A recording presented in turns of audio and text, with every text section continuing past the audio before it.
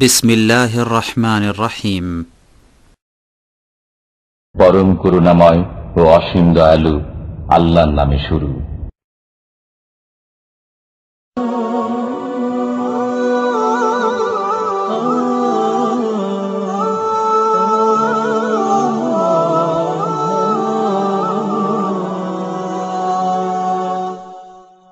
وقفت حروفي عند باب نشيدي والشوق يركض في مجال وريدي والريشة الخضراء تهتف في يدي هيا ابدئي يا ريشتي وعيدي. وقفت حروفي عند باب نشيدي والشوق يركض في مجال وريدي والريشة الخضراء تهتف في يدي هيا ابدئي يا ريشتي وأعيدي. يا قارئ القرآن داوي قلوبنا بالتلاوة تزدان بالتجويد. إن الحمد لله نحمده ونستعينه ونستغفره ونعوذ بالله من شرور أنفسنا ومن سيئات أعمالنا من يهده الله فلا مضل له ومن يضلل فلا هادي له وأشهد أن لا إله إلا الله وحده لا شريك له وأشهد أن محمدا عبده ورسوله صلى الله تعالى عليه وعلى آله وصحبه وسلم تسليما كثيرا. يا أيها الذين آمنوا اتقوا الله حق تقاته ولا تموتن إلا وأنتم مسلمون. يا أيها الناس اتقوا ربكم الذي خلقكم من نفس واحدة وخلق منها زوجها وبث منهما رجالا كثيرا ونساء واتقوا الله الذي تساءلون به والأرحام إن الله كان عليكم رقيبا. يا أيها الذين آمنوا اتقوا الله وقولوا قولا سديدا يصلح لكم أعمالكم ويغفر لكم ذنوبكم ومن يطع الله ورسوله فقد فاز فوزا عظيما. أما بعد فإن خير الحديث كتاب الله وخير الهدي هدي محمد صلى الله عليه وسلم وشر الأمور محدثاتها وكل محدثة بدعة وكل بدعة ضلالة وكل ضلالة في النار. أعوذ بالله من الشيطان الرجيم. واعبدوا الله ولا تشركوا به شيئا. رب اشرح لي صدري ويسر لي أمري واحلل عقدة من لساني يفقهوا قولي. سبحانك لا علم لنا إلا ما علمتنا إنك أنت العليم الحكيم.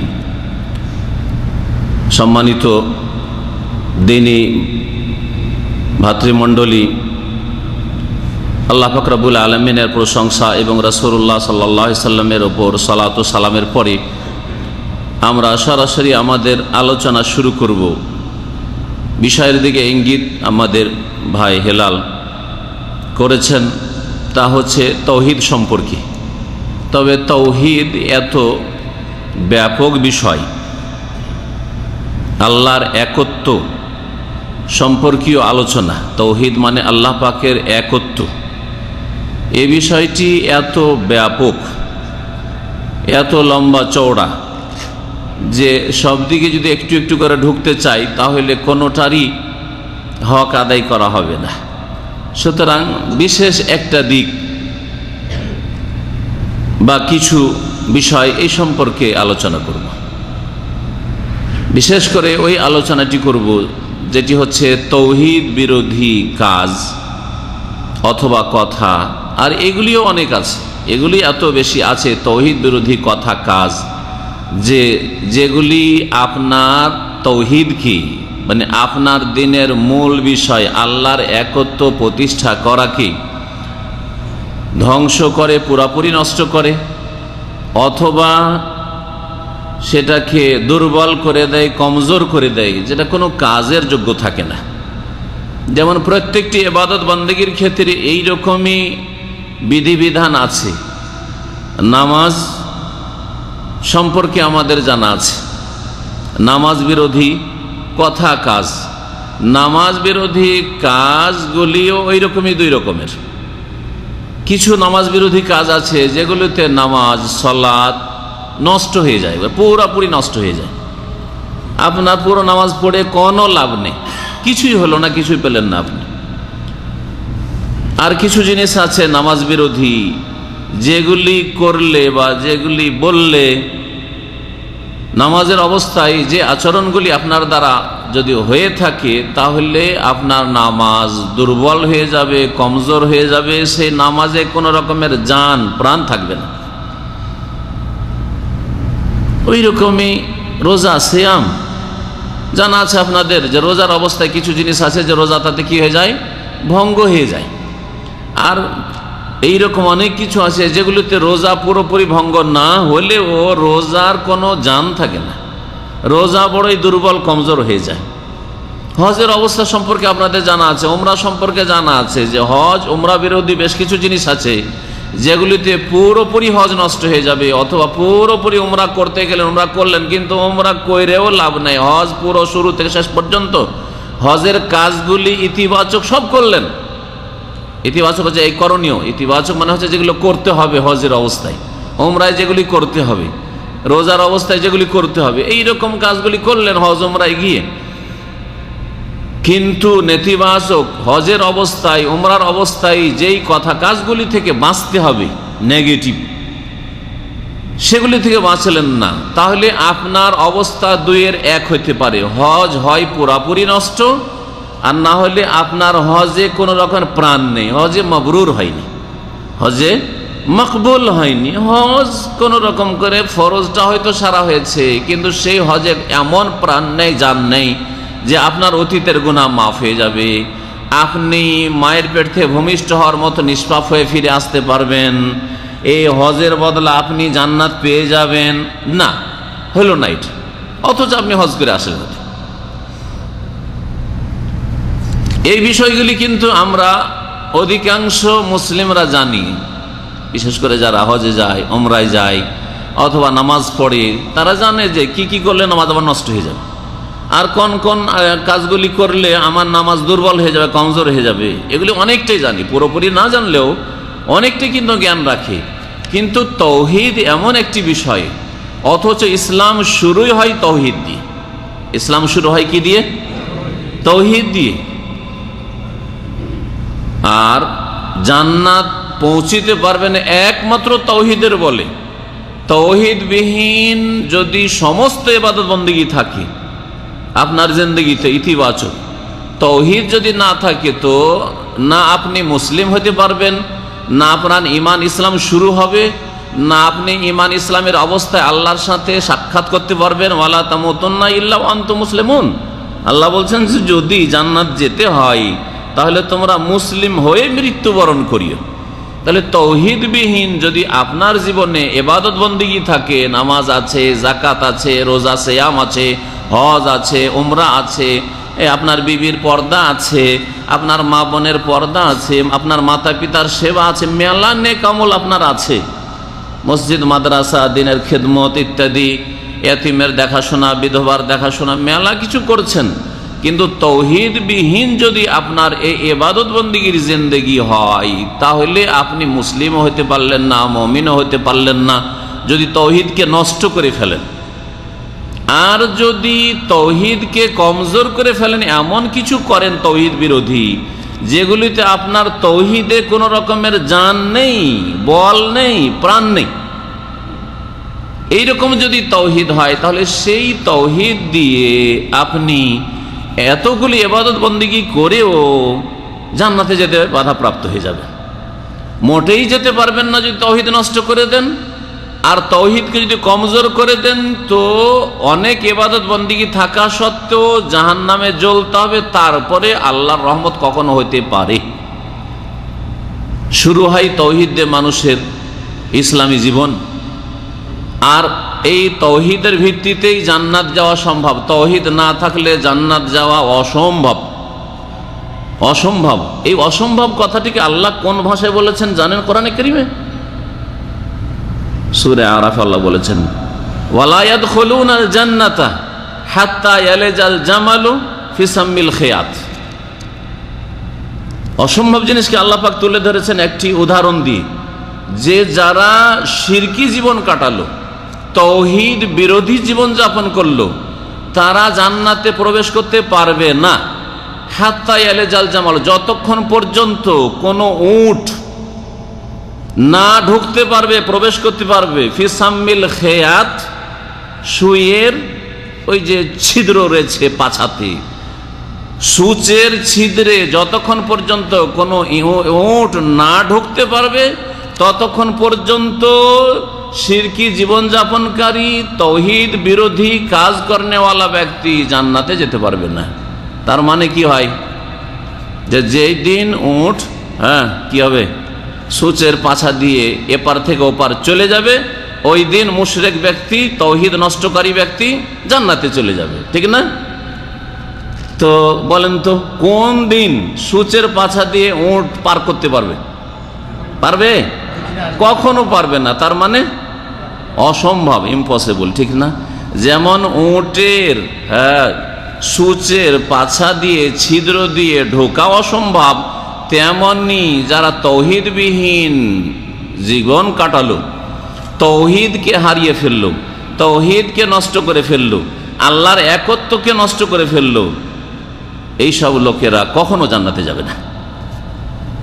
এই জন্য সূরা মায়েদার আয়াত নম্বর 64 আল্লাহ পাক ইরশাদ করেছেন, তৌহিদ বিরোধী সবচেয়ে বড় কাজ হচ্ছে শিরক।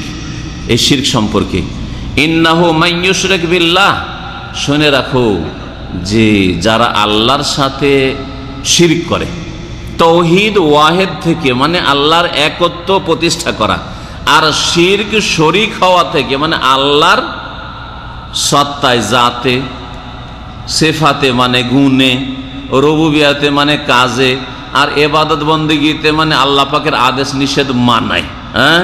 আল্লাহ পাক রব্বুর যেসব ইবাদত বন্দেগী রয়েছে এসব দিকগুলিতে,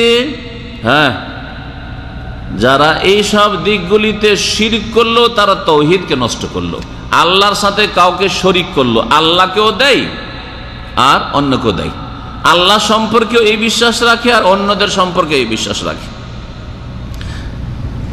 আল্লাহকেও বলে যে আল্লাহ তুমি আলেমুল গায়ব, তুমি অন্তর্যামী, আর পীর ওলি তার বুজুর্গ সম্পর্কে এই ধারণা আছে যে পীর সাহেবের দরবারে মুরিদান যাওয়ার আগেই কি উদ্দেশ্যে এসছে তার অন্তর্যামী, অন্তরের কথা জেনে নেয়। আলিমুন বেজাতি সুদূর, আরবিতে তো বলে না পীরকে, কিন্তু বাংলায় কি বলে যে পীরদের কি আল্লাহ এত ক্ষমতা দিয়েছে যে মুরিদ কি গরজে এসছে, কোথা থেকে এসছে, কি উদ্দেশ্যে এসছে, কি তার সমস্যা আছে সব জানতে পারে। তাহলে আলিমুন বেজাতি সুদূর এটা কে? কোরআনে কাকে আল্লাহ বলেছেন? দুইজন আছে, কি কে? একমাত্র আল্লাহ, যিনি ওয়াহদাহু লা শারীক। তাহলে আপনি যে এই ধারণা রাখেন একজন মুসলিম যে ওলি আউলিয়ার এত ক্ষমতা আছে, এত ক্ষমতা আছে যে মানুষের মনে কথা বলতে পারে, তাহলে আল্লাহর সাথে শরীক করলেন না। আল্লাহর ক্ষমতাই, আল্লাহর গুণে অন্য কাউকে ভাগ দিয়ে দিলেন আপনি।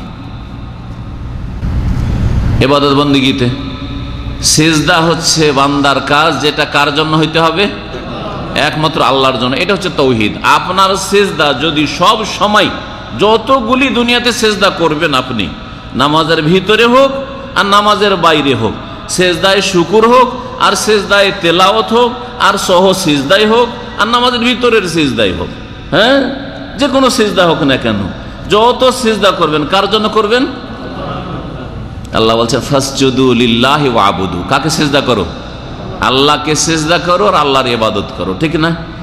সিজদা যদি আপনি এখন ভাগাভাগি করেন, নামাজের সিজদা আল্লাহর, সিজদায় শুকরও আল্লাহর, তেলাওয়াতের সিজদা আল্লাহর, সহ সিজদা আল্লাহর, কিন্তু মাজারও একটা সিজদা আছে, সেটা কার?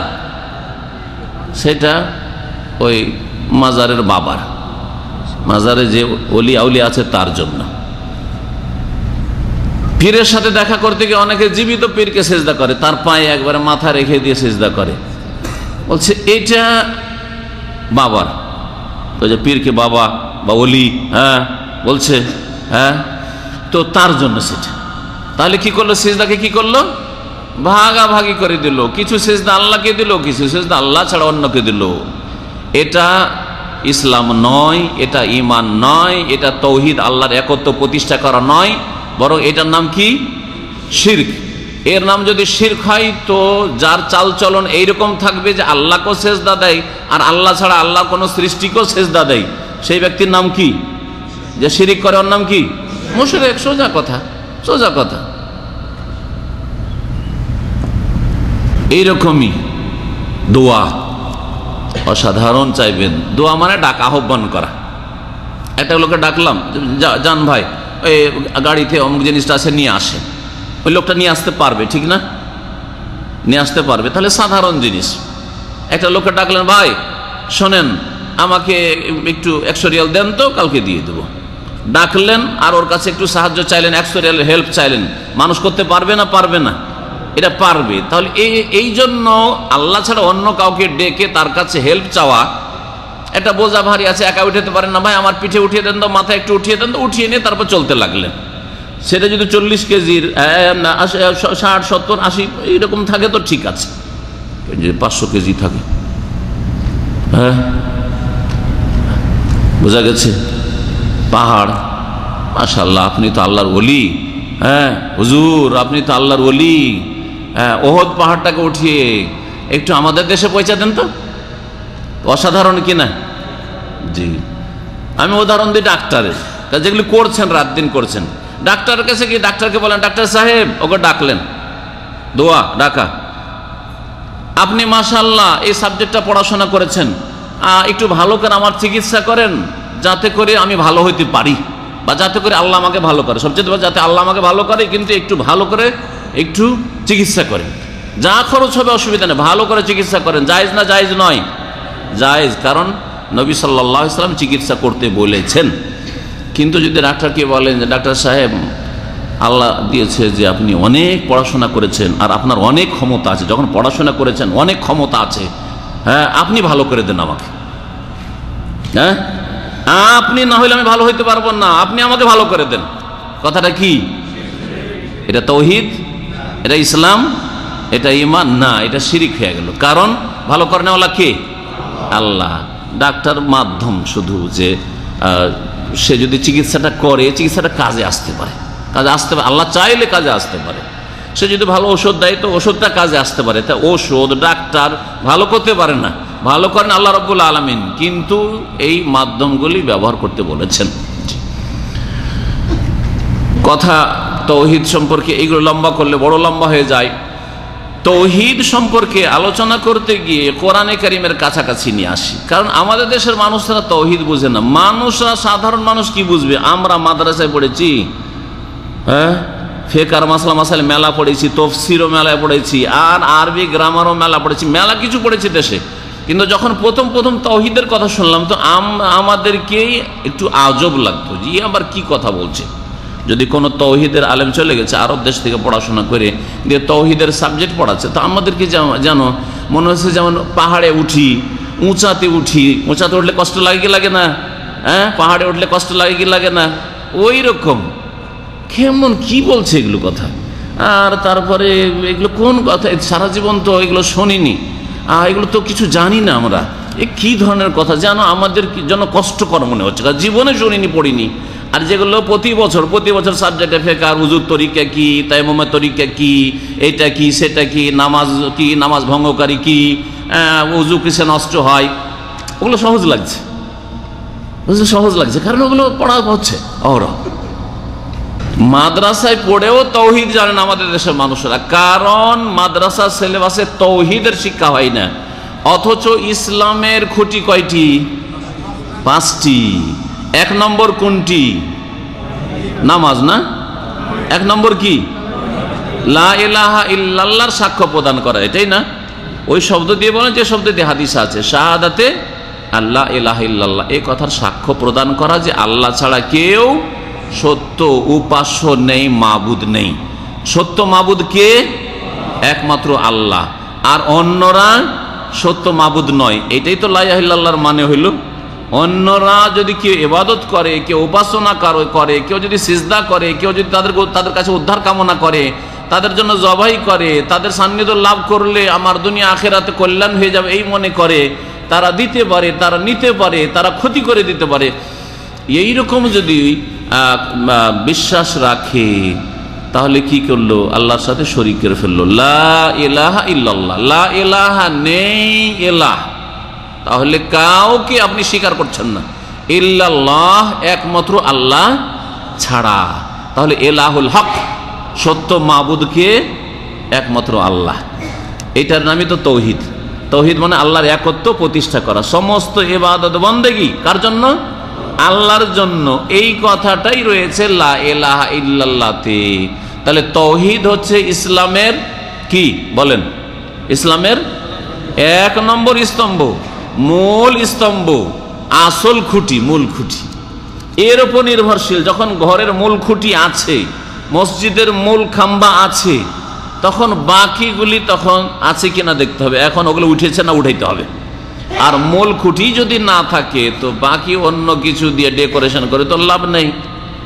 হ্যাঁ, তো তারপরে 2 নম্বরে আপনার ভিতরে যে আল্লাহর তৌহিদ আছে, এক আল্লাহকে আপনি মানেন, আল্লাহ ছাড়া কারো ইবাদত বন্দেগীকে আপনি স্বীকার করেন না, এই কথা আপনার ভিতরে আছে, এই কথা আপনার মুখে আছে, কাজে লাগবে। কাজে প্রমাণ করতে হবে যে আপনার মধ্যে তৌহিদ আছে। এই কাজে প্রমাণ করার জন্য 2 নম্বর ইসলামের খুঁটি, সেটা কি? 5 ওয়াক্ত নামাজ। আমার ভিতরে লা ইলাহা ইল্লাল্লাহ আছে, কলবে আপনার ভিতরে আছে, মুখে সাক্ষী আছে আশহাদু আল্লা ইলাহা ইল্লাল্লাহ ওয়া আশহাদু আন্না মুহাম্মাদান আবদুহু ওয়া রাসূলুহু, মুখে বলছি আর ভিতরে দাবি করছি যে ভিতরেও আছে। তাহলে কাজে দেখান আপনি। কাজে দেখাবার জন্য কতবার দেখাইতে হবে? তাহলে কমপক্ষে কতবার দেখাইতে হবে? তাহলে আল্লাহর কাছে গ্রহণযোগ্য কমপক্ষে 5 বার দেখাইতে হবে। 5 বার আপনাকে যখন যখন আজান হবে, একামত হবে, মসজিদে এসে হাজির হয়ে প্রমাণ করে দেখিয়ে দিতে হবে যে আমার অন্তরে তৌহিদ আছে, আমার জবানে তৌহিদ আছে, আমি মিথ্যাবাদী নই, আমি কপট মুনাফিক নই, যা অন্তরে আছে তা মুখেও বলছি, মুখে যা বলছি তা কাজেও করছি। এটার নাম তৌহিদ। এটার নাম হচ্ছে তৌহিদ প্রতিষ্ঠা করা। সহজ ভাষায় আমি আপনাদেরকে বোঝাবার চেষ্টা করছি। যদি কিতাবের ভাষায় বুঝি তো অনেক কথা জটিল হবে। তৌহিদের কিসিম, প্রকার আর এই আর সেই না, প্র্যাকটিক্যাল আপনি তৌহিদকে আপনার জীবনে বুঝেন। যদি আপনি তৌহিদ কত প্রকার নাও জানেন, কিন্তু আপনি তৌহিদের বিপরীত কিছু না করেন, তাহলে আপনার তৌহিদ ঠিক আছে। তৌহিদ ইতিবাচকগুলি, পজিটিভগুলো আছে, আর নেগেটিভ আপনার মধ্যে নেই, বেঁচে আছেন নেগেটিভ থেকে। আর তৌহিদকে আল্লাহর একত্ব প্রতিষ্ঠা করতে হবে, এটা বুঝে নিয়েছেন আপনি। কত কিসিম না কিসিম, আর ওগুলোর নাম কি না জানলেও চলে। ওগুলো জানা আল্লাহ ফরজ করেনি, মানা ফরজ করেছেন। ওগুলো জানা হচ্ছে যারা বেশি জ্ঞান অর্জন করতে চায়, যারা একটু ভালোভাবে জানতে চায়, যারা কায়দা কানুনের সাথে জানতে চায়, তাদের জন্য। কিন্তু জনগণের জন্য তৌহিদ প্রতিষ্ঠা করা ইতিবাচক আর নেতিবাচক, পজিটিভ নেগেটিভ দুটাই জরুরি। লা ইলাহা হচ্ছে নেগেটিভ আর ইল্লাল্লাহ হচ্ছে পজিটিভ, এই দুটো জরুরি। বোঝা গেছে? কোরআনে কারিমে তৌহিদ সূরা নিসার আয়াত নম্বর 36 দিয়ে শুরু করেছিলাম। ওতেও পজিটিভ নেগেটিভ আছে। আল্লাহ বলছেন ওয়াবুদুল্লাহ, হে মানুষ তোমরা আল্লাহর ইবাদত করো, আল্লাহর ইবাদত করো। ইবাদত কার করবেন? আল্লাহর। এটা হচ্ছে তৌহিদ। কিন্তু এতটুকু তৌহিদ যথেষ্ট না। ওয়ালা তুশরিকু বিহি শাইআ, আর তার সাথে কোনো কিছুকে শরীক করিও না, অংশীদার বানাইও না। এটা হচ্ছে নেগেটিভ। ওয়াবুদুল্লাহ পজিটিভ যখন করলেন, আপনি নামাজ পড়ছেন, আপনি রোজা রাখছেন, আপনি জাকাত দিচ্ছেন, আপনি হজ করছেন, আপনি উমরা করছেন, আপনি মাতা পিতার কে সন্তুষ্ট রাখার চেষ্টা করছেন, তাদের যে হক রয়েছে তা আদায় করছেন, আপনি স্ত্রীর হক আদায় করছেন, আপনি ছেলে মেয়েদের প্রতি পালন করছেন, হক আদায় করছেন, আপনি পাড়া প্রতিবেশীর হক আদায় করছেন, আপনি মালিক কফিলের আপনি বেতন নিচ্ছেন, তার হক আদায় করছেন, কফিল বা মালিক বা আপনি হয়তো একটা প্রতিষ্ঠান চালাচ্ছেন, কর্মচারীর হক আদায় করছেন। এগুলো সব ইতিবাচক। ইতিবাচক যখন আছে তো নেতিবাচক থেকে বাঁচতে হবে। আর সবচেয়ে বড় নেগেটিভ ইসলামের আল্লাহর সাথে কাউকে শরীক করা। নেগেটিভ চুরি করা, চুরি করা যাবে না, মিথ্যা কথা বলা, ব্যভিচার করা, খুন করা, ঠিক না, মদ খাওয়া, এগুলো সব নেগেটিভ, এগুলো থেকে মুক্ত হইতে হবে। কিন্তু এই সব আগে আল্লাহ পাক কি বলছেন? ওয়ালা তুশরিকু বিহি শাইআ, আল্লাহর ইবাদত করো, আল্লাহর আদেশ নিষেধ মেনে চলো, তার ইবাদত প্রতিষ্ঠা করো, আর তার সাথে কোনো কিছুকে শরীক করিও না। এটা হচ্ছে কোরআনের ভাষায় তৌহিদ। এরই প্রতি শব্দ বলতে পারেন, প্রতি বাক্য বলতে পারেন ওয়াবুদুল্লাহ ওয়ালা তুশরিকু বিহি লা ইলাহা ইল্লাল্লাহ, ওয়াবুদুল্লাহ ওয়ালা তুশরিকু বিহি শাইআ লা ইলাহা ইল্লাল্লাহ, বোঝা গেছে? জি হ্যাঁ। এখন কোরআনের শুরুতে আসেন, কারণ কোরআনে কারীমের শুরুটা আমরা সকলে জানি। কোরআন শুরু হয়েছে কোন সূরা দিয়ে? সূরা ফাতিহা দিয়ে। সূরা ফাতিহাতে তাওহীদ আছে, যে তাওহীদের কথা প্রত্যেক রাকাতে স্বীকার করছেন আপনি। কি ইমাম, কি মুক্তাদি, কি একাকি, কি ফরজ পড়নেওয়ালা, কি সুন্নত পড়নেওয়ালা, কি বেতর পড়নেওয়ালা, সকলেই কিন্তু এই স্বীকারোক্তি করছেন, ইয়াকা না'বুদু ওয়া ইয়াকা নাস্তাঈন। ইয়াকা একমাত্র তোমার, একমাত্র তোমার। ইয়াকা মানে কি? একমাত্র তোমার। আল্লাহ তোমাকে শুধু খাস করছে, আর কাউকে না।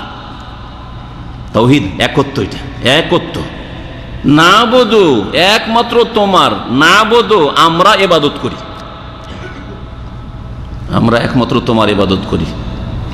তাফসীরকারগণ এই আয়াতের তাফসীর বলছে, কোরআন তো খুব শর্টে সংক্ষেপে বলছেন, না'বুদুকা ওয়ালা না'বুদু গায়রাকা। এটা হলো ইয়াকা না'বুদের অর্থ। আল্লাহ তোমার ইবাদত করি, আর কারো করি না। লা ইলাহা ইল্লাল্লাহ যেটা মানে, ওয়াবুদুল্লাহ ওয়ালা তুশরিকু বিহি শাইআন যেটা মানে অর্থ, সেটা হচ্ছে ইয়াকা না'বুদের অর্থ। ইয়াকা না'বুদু সকলের মুখস্থ আছে। বলছেন তো ইয়াকা না'বুদু, কিন্তু ইবাদতের সিজদা যদি মাজারে, ছেলে চাওয়ার জন্য মাজারে, আর রোগ ভালো করার জন্য মাজারে, আর ওখানে গেলে রুজিতে বরকত হবে, তাবারুক হাসিল হবে, বালা মুসিবত দূর হবে, খাসি জবাই হচ্ছে, গরু জবাই হচ্ছে মাজারে, মান্নত হচ্ছে মাজারের জন্য, তো কোথায়? সব তো ভাগ বট্টার করে আল্লাহর কাছ থেকে কেড়ে নিয়ে চলে গেলেন। ডাকাতি তো মানুষের বাড়িতে না, আল্লাহর কাছ থেকে ডাকাতি করছেন। শিরিক সবচেয়ে বড় অপরাধ এই জন্য যে মানুষের কাছে ডাকাতি না। হ্যাঁ, কোনো আলেমের ঘরে ডাকাতি করেননি, আর কোনো মুসলিমের ঘরে ডাকাতি করেননি, কোনো অমুসলিমের ঘরে ডাকাতি করেননি, আল্লাহর ঘরে ডাকাতি করছেন আপনি। আল্লাহ পাকের হকে ডাকাতি করছেন আপনি। আল্লাহ হক কেড়ে নিয়ে গিয়ে গায়রুল্লাহকে দিয়ে দিচ্ছে। এটা হচ্ছে তাওহীদ বিরোধী কাজ, শিরক। ইয়াকা না'বুদু ওয়া ইয়াকা নাস্তাঈন। আল্লাহ একমাত্র তোমার কাছেই, আর কারো কাছে না। ভালো করে শোনেন তরজমা। ওয়া ইয়াকা, আর একমাত্র তোমার কাছেই, আর কারো কাছে নয়। নাস্তাঈন সাহায্য চাই। অসাধারণ ক্ষেত্রে, সাধারণ ক্ষেত্রে, সব ক্ষেত্রে সাহায্য কার কাছে চাইবেন? এটা সাধারণ। এই যে একটা লোকমা উঠিয়ে মুখে দিবেন, এটা সাধারণ কাজ না অসাধারণ কাজ? সাধারণই কাজ ধরতে হবে, সাধারণ কাজ। এটা যদি আপনি না করে আপনার স্ত্রীও মুখে উঠিয়ে দেয়, তাও চলবে। চলবে না? চলবে না? বাচ্চাদেরকে উঠিয়ে খাওয়ান না বছরকে বছর। আরে ছেলে মেয়ে অনেক সময় আদরের ছেলে মেয়ে, যাদের একটু কম সম ছেলে মেয়ে আছে, বেশি নেয় বা খুব আদর করে, ও 8 বছর 10 বছরের ছেলে হয়ে গেছে, মেয়ে হয়ে গেছে, নিজে উঠিয়ে বাচ্চা খেতেই জান না, ওকে খাইয়ে দেয়। মা খাওয়ায়, বাপ খাওয়ায়, খাওয়াচ্ছেন, কাজ তো চলে যাচ্ছে, সাধারণ কাজ। তারপর এই ক্ষেত্রেও আল্লাহর কাছে আপনি সাহায্য চাইবেন। আল্লাহ তুমি রিজিকের ব্যবস্থা করো, আল্লাহ আমার একটা লোকমা খাদ্যের ব্যবস্থা করো, আমার রিজিকে বরকত দান করো, ঠিক না? আমার হাতকে তৌফিক দাও, হালাল খাওয়ার, হালাল উপার্জনের তৌফিক দাও। তাহলে সাধারণ ক্ষেত্রেও আল্লাহর কাছে সাহায্য চাইবেন, ওয়া ইয়াকা নাস্তাঈন। আর অসাধারণ ক্ষেত্রে তো কারো কাছে চাওয়াই যাবে না। অসাধারণ ক্ষেত্রে সাহায্য কামনা করা, বালা মুসিবতে এমন বিপদে ফেসে গেছেন যেখানে সাধারণ মানুষ উদ্ধার করার কোনো ক্ষমতা জানে না, আপনি যদি অন্য কাউকে ডাকেন যে এখানে অনুপস্থিত রয়েছে, এটা অসাধারণ কাজ না? এটা তাহলে শিরক হয়ে যাবে। অথবা এত বড় কাজ, যেই কাজটা মানুষ করে দিতে পারেন আপনার, একমাত্র কে করতে পারে? আল্লাহ। তাহলে ওই ক্ষেত্রে যদি আল্লাহ ছাড়া অন্যকে ডাকেন, তাহলে বড় শিরক হয়ে যাবে। তো বলছিলাম যে ওয়া ইয়াকা নাস্তাঈন মানে কি হলো? হে আল্লাহ, একমাত্র তোমার কাছেই সাহায্য চাই, ছোট ক্ষেত্রে হোক, আর মেজ ক্ষেত্রে হোক, আর সেজ ক্ষেত্রে হোক, আর বড় ক্ষেত্রে, সমস্ত ক্ষেত্রে, সমস্ত ক্ষেত্রে তোমার কাছে সাহায্য চাই। বাকি কথা হলো যেগুলো সাধারণ ক্ষেত্র, সাধারণ ক্ষেত্র সেখানে পরস্পর হেল্প করা, হেল্প নেওয়া জায়েজ রয়েছে। যদি জায়েজ না হইতো তো আল্লাহ বলতেন না যে নেকির কাজে সাহায্য করো। সাহায্য করতেই যদি আমরা না পারতাম, আর সাহায্য নেওয়াই যদি জায়েজ না হইতো সাধারণ বিষয়ে, তাহলে আল্লাহ বলতেন না সূরা মায়েদাতে, ওয়া তাআওয়ানু আলাল বিররি ওয়াত তাকওয়া ওয়া লা তাআওয়ানু আলাল ইসমি ওয়াল উদওয়ান। তোমরা একজন অপরজনকে নেকির কাজে আর আল্লাহ ভীরুতার কাজে সাহায্য করো। তার মানে সাহায্য করাও যাবে, সাহায্য চাওয়াও যাওয়া, নেওয়াও যাবে, নেকির কাজে, ভালো কাজে, বৈধ কাজে। কিন্তু ওয়ালা তাআওয়ানু আলাল ইসমি ওয়াল উদওয়ান, গুনার কাজে আর সীমালঙ্ঘনের কাজে, জুলম অত্যাচারের কাজে কেউ কারো সাহায্য করিও না। সাহায্য নেওয়াও জায়েজ নয়, আর নেওয়াও জায়েজ না, দেওয়াও জায়েজ নয়। একটা লোক স্ক্রাবের মাল সামান চুরি করছে, বা কোনো কোম্পানি মাল সামান চুরি করছে, আর চুরি করে নিয়ে গাড়ি নেই, হ্যাঁ রাস্তাতে দাঁড়িয়ে আছে, নিয়ে উঠবে, আপনি জানছেন এগুলো চুরি করা মাল, ভাই একটু হেল্প করেন, ভাই আমাকে একটু বাসা পর্যন্ত পৌঁছে দেন, করবেন? করবেন?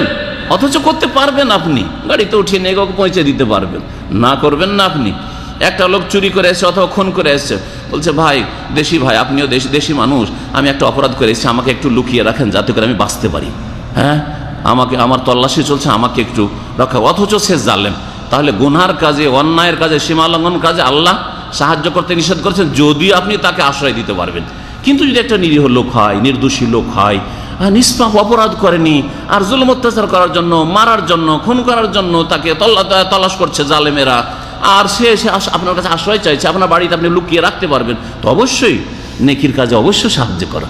তাহলে বোঝা গেল সাধারণ ক্ষেত্রে আল্লাহ ছাড়া অন্যর কাছে সাহায্য নেওয়াও যাবে, চাওয়াও যাবে, দেওয়াও যাবে। আর অসাধারণ ক্ষেত্রে কার কাছে সাহায্য চাইতে হবে? রোগ ভালো করো, কাকে বলবেন? বালা মুসিবত দূর করো, কাকে বলবেন? আল্লাহ। ছেলে মেয়ে দান করো, বরকত দান করো, কাকে বলবেন?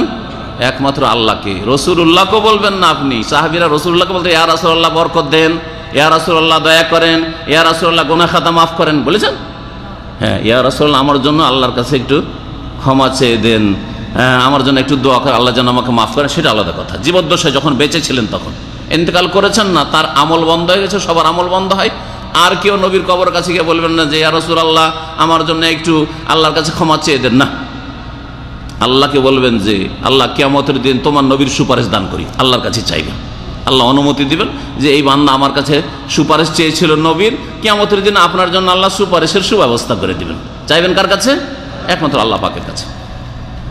তৌহিদ যদি প্রতিষ্ঠা করেন, আমল যদি কমও থাকে, কোন রকম ফরজটা আদায় করেছেন, কোন রকম কাবিরা গুনাহ থেকে বেঁচেছেন, মেলা ঘাটতি, সুন্নাতে ঘাটতি, মেলা মাকরুহ অপছন্দনীয় কাজ করেছেন, বরং কিছু কাবিরা গুনাহ হয়তো আছে, তারপরেও আল্লাহ কিছু সাজা শাস্তি দিয়ে মাফ করে দিবেন, আর না হলে তার রহমতে বিনা সাজা শাস্তিতেও মাফ করে দিবেন।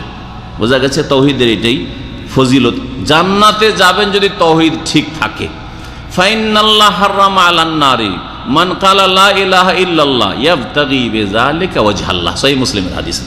আল্লাহ পাক জাহান্নামের উপর এমন ব্যক্তিকে হারাম করেছেন যেই ব্যক্তি বলে লা ইলাহা ইল্লাল্লাহ, শুধু মুখে বলে না, আগে বলেছি অন্তরে, মুখে আর কাজেও। বুঝা গেছে না? লা ইলাহা ইল্লাল্লাহ অন্তরেও, লা ইলাহা ইল্লাল্লাহ জবানেও, লা ইলাহা ইল্লাল্লাহ ইবাদত বন্দেগী তো, হ্যাঁ আদেশ নিষেধ মানাতেও। যেই ব্যক্তি এইভাবে লা ইলাহা ইল্লাল্লাহ বলতে পারবে, লা ইলাহা ইল্লাল্লাহকে প্রতিষ্ঠা করতে পারবে, তৌহিদকে কায়েম করতে পারবে, আল্লাহ জাহান্নামের ওপর ওই ব্যক্তির গোশত, রক্ত, হাড় হাড্ডি হারাম করেছেন।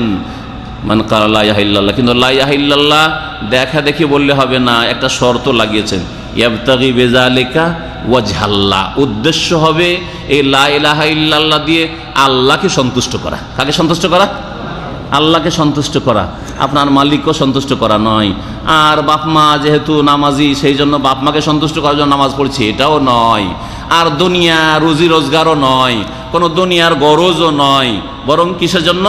আল্লাহ যাতে আমার উপর রাজি হয়ে যান, আল্লাহ যেন আমার উপর রহম করেন, আল্লাহ যেন আমাকে ক্ষমা করে দেন, সেই জন্য আমি লা ইলাহা ইল্লাল্লাহর প্রতি বিশ্বাস করেছি, লা ইলাহা ইল্লাল্লাহ জবানে শাহাদাত দিচ্ছি, লা ইলাহা ইল্লাল্লাহ কায়েম করার জন্য, আমলে কায়েম করার জন্য 5 ওয়াক্ত নামাজ পড়ছি, এই লা ইলাহা ইল্লাল্লাহ কায়েম করার জন্য যাকাত দিচ্ছি, লা ইলাহা ইল্লাল্লাহকে তৌহিদ কায়েম করার জন্য আমি হজ করছি, তৌহিদ কায়েম করার জন্য আমি রোজা রাখছি, তৌহিদ কায়েমের জন্য আমি নেক আমলগুলি করছি, গুনার কাজ থেকে বেঁচে থাকছি।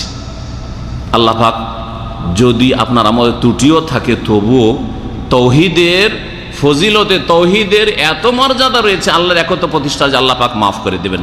তৌহিদ বিরোধী মেলা কাজ রয়েছে, দুটো কাজ দিয়ে শুরু করি। প্রথম, তৌহিদের সবচেয়ে বড় বিরোধী কাজ হচ্ছে আল্লাহর সাথে পার্টনারশিপ করা, অংশীদার স্থাপন করা। আল্লাহর বিভিন্ন দিক যে বললাম, জাতে, সেফাতে, কাজে, এবাদতে, কোনো একটি ক্ষেত্রে যদি সামান্যতম কাউকে শরিক করে দেন যে আল্লাহর সাথে এরাও শরিক আছে,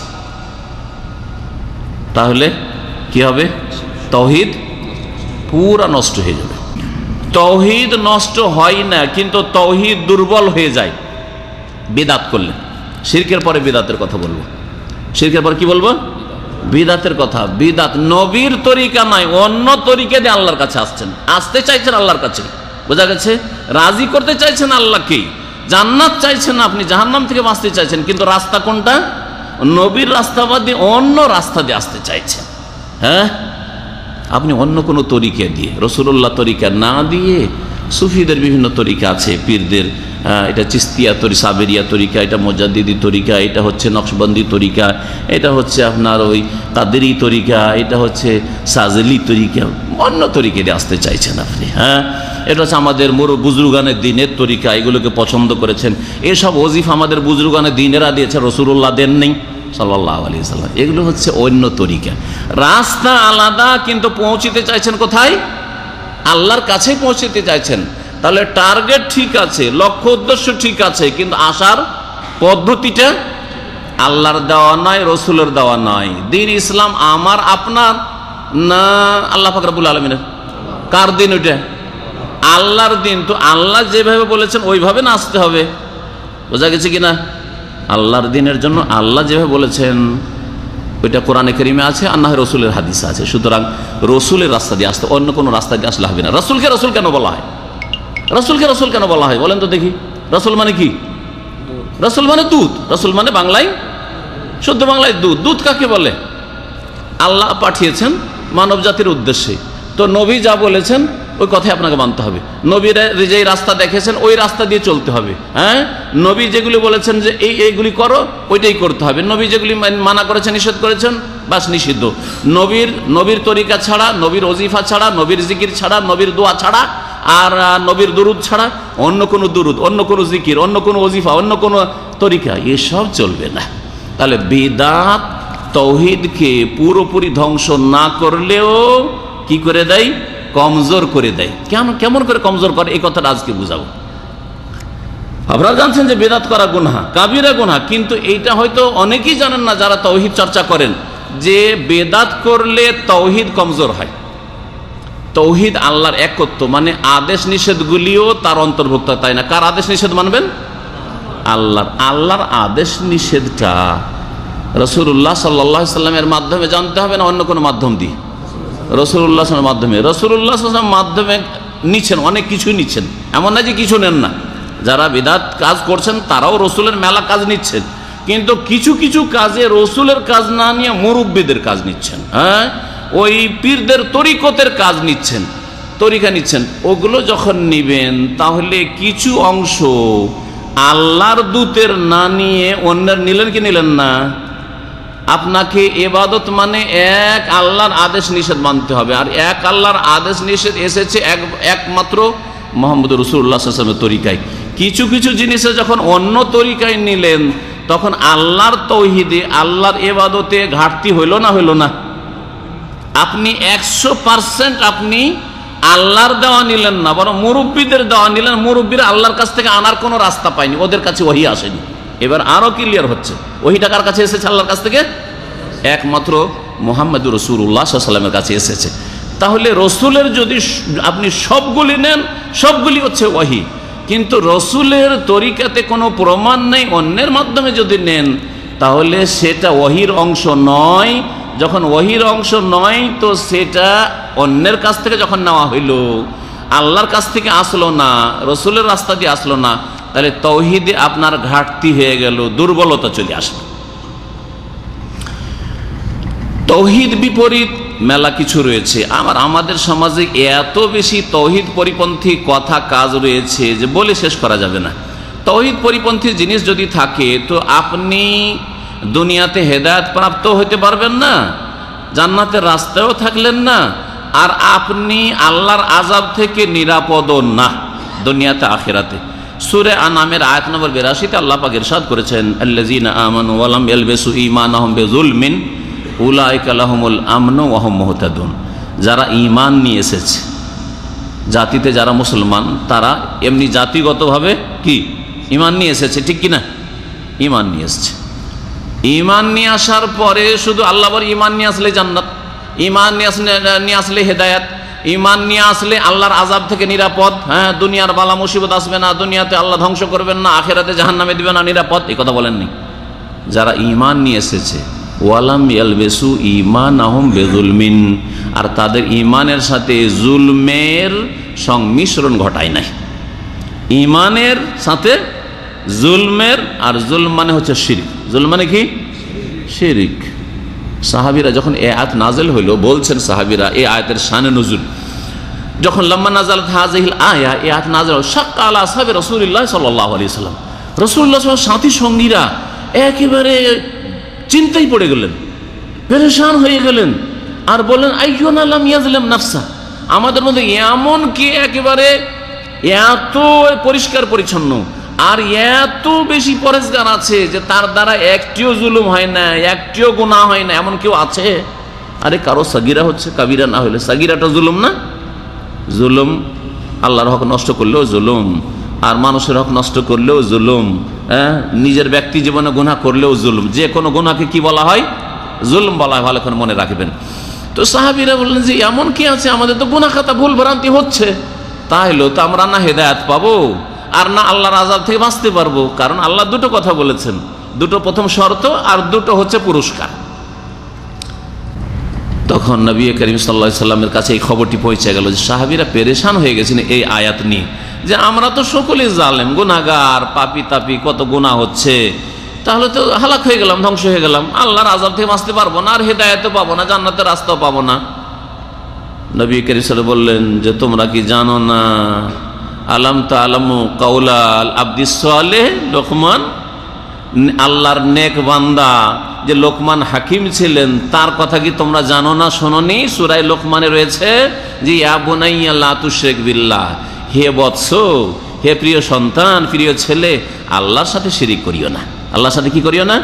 শিরিক করিও না। কারণ ইন্না শিরকা লাযুলমুন আযীম, নিঃসন্দেহে শিরক হচ্ছে বড় জুলম। শিরক শুধু জুলুম না, কি জুলুম? জুলমুন আযীমুন, বড় জুলম, বড় জুলম। তাহলে এই আয়াতটিকে সূরা লোকমানের, লোকমান হাকিমের উপদেশ, আর ওই সূরায়ে আনআমের আয়াত 82 মিলান, ওয়ালাম ইয়ালবিসু ঈমানাহুম বিযুলমিন, মুমিন হওয়ার পরে যারা নিজের ঈমানের সাথে জুলমের মিক্সচার করলো না, জুলমের মিক্সচার না করে, এই জুলম কোন জুলম? তাহলে শিরক। ঈমান, লা ইলাহা ইল্লাল্লাহ, আল্লাহ ছাড়া কেউ সত্য মাবুদ নেই, আখিরাতের প্রতি ঈমান, রাসূলের প্রতি ঈমান, কিতাবের প্রতি ঈমান, তাকদীরের প্রতি ঈমান, সব ঈমান ঠিক আছে, কিন্তু তার সাথে সাথে নেগেটিভ, পজিটিভ ছিল, ঈমান নিয়ে এসেছে মুমিন জাতিতে, মুমিন মুসলিম, যেহেতু আমরা এখানে মুমিন মুসলিমরা আছি, তার সাথে সাথে নেগেটিভ হচ্ছে যে তাদের ঈমানের সাথে যাতে করে জুলমের মিক্সচার না করে, জুলম হচ্ছে নেগেটিভ। আর এই জুলম বলতে কোন জুলম বোঝানো হয়েছে? শিরক বোঝানো হয়েছে। তার মানে ঈমানের সাথে যদি শিরক না থাকে, শিরক মুক্ত যদি ঈমান প্রতিষ্ঠা করতে পারে, আর শিরক মুক্ত ঈমানের নামই হচ্ছে তাওহীদ। শিরক মুক্ত ঈমানের নাম হচ্ছে কি? তাওহীদ। যদি এই কাজটি করতে পারেন, কাজ কয়টা? ঈমান, মুসলিম হন, কাফের ঘরে থাকলে চলে আসেন বেরিয়ে, অমুসলিমদেরকে বলবো কাফের ঘরে জন্ম নিয়েছো, ইসলামের ঘরে চলে আসো। আর যদি মুসলিম হয়, জন্মসূত্রে মুসলিম, ঈমান ভঙ্গ করে ফেলে, ঈমান নষ্ট করে ফেলে, চলে আসো, আবার ফিরে চলে আসো। বেরিয়ে গেছো, ফিরিয়ে চলে আসো, এখনো সময় আছে তওবা করা, সংশোধন করার আল্লাহ পাক সুযোগ রেখেছেন, যতক্ষণ হায়াত আছে, সুস্থতা আছে, চলে এসো ফিরে। আর ফিরে আসার পরে আবার নামাজও পড়বে, রোজাও রাখবে, যাকাতও দিবে, হজও করবে, উমরাও করবে, আবার শিরক করবে না। ওয়ালাম ইয়ালবিসু ঈমানাহুম বিযুলম, এই ঈমানের সাথে শিরকের মিক্সচার করিও না। তাহলে দুটো কাজ করে দিলে কি দেব? উলাইকা লাহুমুল আমনু, আল্লাহ বলছেন ওদের জন্য সার্বিক নিরাপত্তা রয়েছে, দুনিয়াতেও নিরাপদ, আল্লাহ আসমানি গজব দিয়ে ধ্বংস করবেন না, জমিনি গজব দিয়ে ধ্বংস করে দেবেন না। আদ সামুদ জাতিকে, লুত জাতিকে যেমন ধ্বংস করেছেন, নূহ আলাইহিস সালাম জাতিকে বন্যায় ডুবিয়ে ধ্বংস করেছে, ওইরকম একেবারে সমূলে বিনাশ করে ধ্বংস করবেন না, যে সব দেশকে দেশ মাসা মরে গেল, এরকম আযাব আল্লাহ দেবেন না। দুনিয়ার নিরাপত্তা রয়েছে, আর আখিরাতের নিরাপত্তা রয়েছে। মওতের পরে কবরের জীবনে নিরাপদ, কবর আযাব থেকে বাঁচতে পারবে, বিচার দিবসের ভয় ভীতি থেকে, আর সেখানে ভীত সন্ত্রস্ত হওয়া থেকে, আর সেখানে আযাবের সম্মুখীন হওয়া থেকে নিরাপদ, জাহান্নামের আযাব থেকে নিরাপদ। উলাইকা লাহুমুল আমনু, আল আমন মানে সার্বিক নিরাপত্তা। যেমন আলহামদু মানে যাবতীয় প্রশংসা, আলহামদু মানে কি? আলহামদুলিল্লাহ, সূরা ফাতিহা মানে কি? কি বলছি? যাবতীয় প্রশংসা আল্লাহর। তেমনি আল আমন মানে যাবতীয় নিরাপত্তা রয়েছে কার জন্য? যে মুমিন হইতে পারলো আর ইমানের সাথে শিরকের সংমিশ্রণ ঘটালো না, মানে তৌহিদ প্রতিষ্ঠা করতে পারলো। একটা পেলেন পুরস্কার, নিরাপত্তা পাওয়া যাবে। কে নিরাপত্তা চায় না দুনিয়া আখিরাতের? কোন মুসলিম জাহান্নাম থেকে বাঁচতে চায় না? কোন মুসলিম জান্নাতে যেতে চায় না? কোন মুসলিম নিজে অথবা নিজের বাপ মা ভাই বেরাদর স্ত্রী ছেলে মেয়ে কবরের আযাবে ফাঁসুক চাই? সবাই আল্লাহর আযাব থেকে বাঁচতে চাই। তাহলে শিরক মুক্ত হয়ে যেতে হবে। আর কি? ওয়াহুম মুহতাদুন, আর ওরাই হেদায়েতের রাস্তায় রয়েছে, ওরাই রয়েছে হেদায়েত প্রাপ্ত হয়ে। হেদায়েত প্রাপ্ত, হেদায়েত মানে সোজা রাস্তায় চলা। সোজা রাস্তা কোনটা? সোজা রাস্তা কোনটা? জান্নাতের রাস্তা। সোজা রাস্তা কোনটা? জান্নাতের রাস্তায়। জান্নাতের রাস্তার নাম কি? সূরা ফাতিহাতে রয়েছে, সিরাতে মুস্তাকিম। হ্যাঁ, ইহদিনাস সিরাতাল মুস্তাকিম। এই সিরাতে সরল পথ, সরল পথ এই ঈমান লা ইলাহা ইল্লাল্লাহ থেকে শুরু হয়, তৌহিদ থেকে শুরু হয়, শিরক মুক্ত হওয়া থেকে শুরু হয়, আর এর গন্তব্য স্থান হচ্ছে জান্নাত। মুহতাদুন ইলাল জান্নাহ, হেদায়েত পেয়ে যাবে, রাস্তা পেয়ে যাবে জান্নাতের। জান্নাতের রাস্তা সহজ হয়ে যাবে, জান্নাতের রাস্তা সহজ হয়ে যাবে তৌহিদ প্রতিষ্ঠা করেন। তৌহিদ বিপরীত কাজ মেলা রয়েছে। কিছু রয়েছে বড় শিরক, বড় শিরক করলে ইসলাম থেকে বেরিয়ে চিরকালের জাহান্নামী হয়ে যেতে হবে। যদিও নামাজ পড়েন, যদিও রোজা হজ যাকাত করছেন, কিন্তু যেহেতু বড় শিরক করেছেন, বড় শিরকের অবস্থায় মারা গেলেন, তাহলে চিরকাল জাহান্নামে থাকতে হবে। নামাজ রোজা হজ যাকাত কোনো কিছু কাজে আসবে না, কোনো নেক আমল কাজে আসবে না।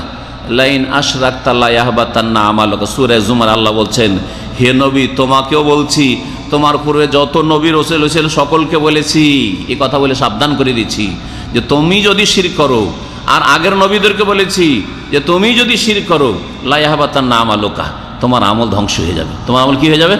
ধ্বংস হয়ে যাবে, সব ধ্বংস। তাহলে নামাজ ধ্বংস, রোজা ধ্বংস, হজ ধ্বংস, যাকাত ধ্বংস, উমরা ধ্বংস, মাতা পিতার সেবা করে কত টাকা যে পাঠিয়েছেন 10 বছর 20 বছরে, সব টাকা বাপ মায়ের কাছে কত যে তাদেরকে দিয়েছেন, সব ধ্বংস। ওয়াল্লাযিনা কাফারু আমালুহুম কাসারাব, আমলগুলি মরিচিকার মতো হয়ে যাবে। মরিচিকা যেমন দেখে চিকচিক করে নদীর পাড়ে, নদীর কিনারায়, নদীর যে চর পড়ে থাকে না, বালির চর, রোদের সময় কেমন মনে হয়? একেবারে ফ্রেশ পানি মনে হয়। কিন্তু যতই এগিয়ে যাবেন পদ্মার চরে, যারা ওইদিকে গিয়েছেন, বা যে কোনো নদীর চরে, আমাদের পদ্মা কাছে সেই জন্য বলছি আর কি, তো দেখে মনে হয় যে পানি আর পানি, পানি আর পানি, কিন্তু কাছে গেলে বালি আর বালি, বালি আর বালি। এটাকে কি বলা হয়? আরবিতে বাংলায় মরিচিকা বলা হয়।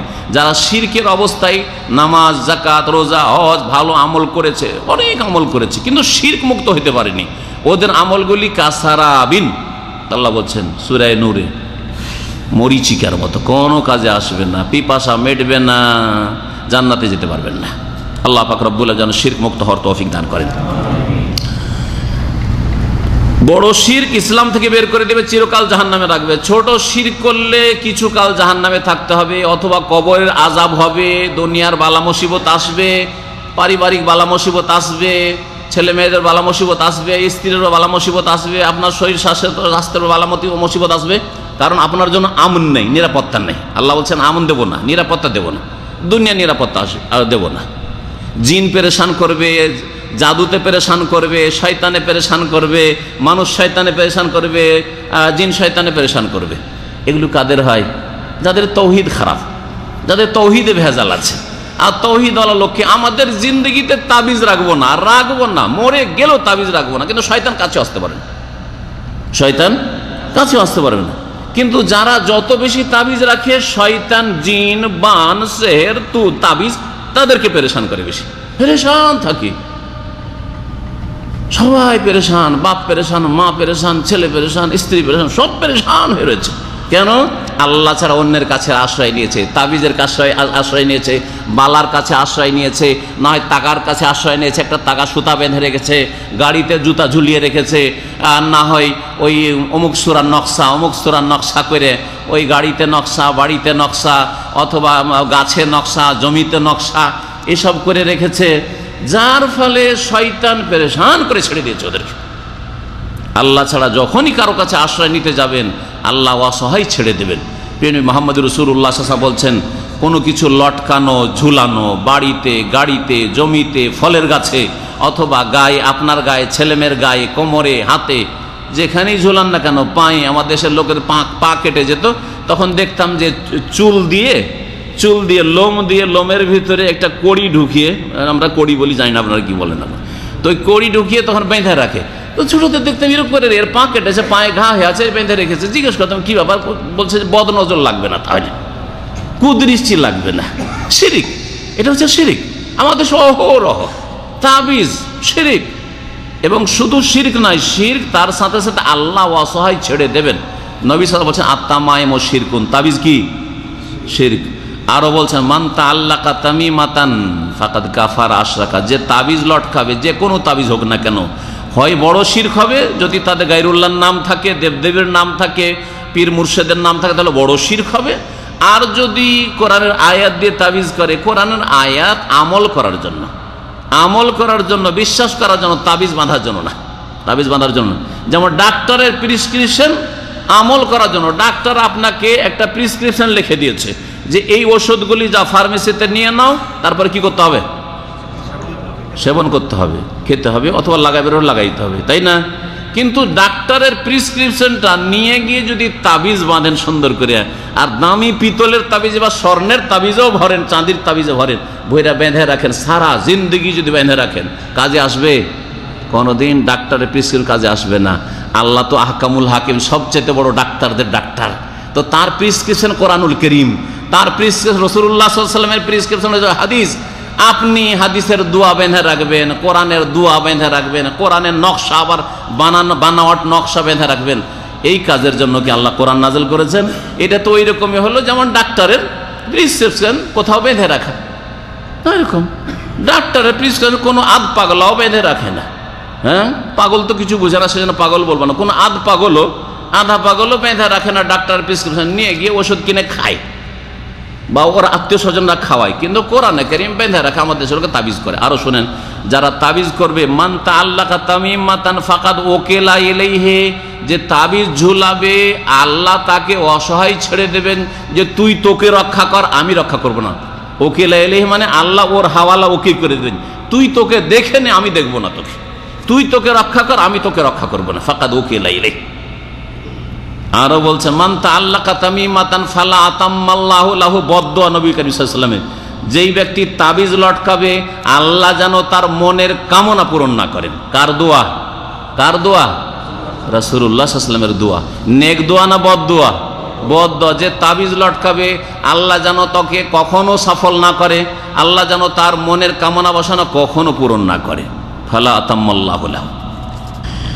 তাহলে বালা, তাকা অথবা তাবিজ, এগুলি যদি আত্মরক্ষার জন্য বা বিপদ আপদে রক্ষার জন্য, বিপদ যেন না আসে বা এসে গেছে ভালো হবে, এসব তাবিজের মধ্যে এগুলো হলো শিরকি কাজ, আর আল্লাহ অসহায় ছেড়ে দেবেন এর উপায়। সুতরাং আপনি যদি চান যে আল্লাহ আপনাকে অসহায় ছেড়ে দিক, তাহলে তাবিজ ঝোলান, বালা ঝোলান, আপনি তাগা বাঁধেন, সুতা বাঁধেন, ইত্যাদি সব করেন না, কখনো করবেন না।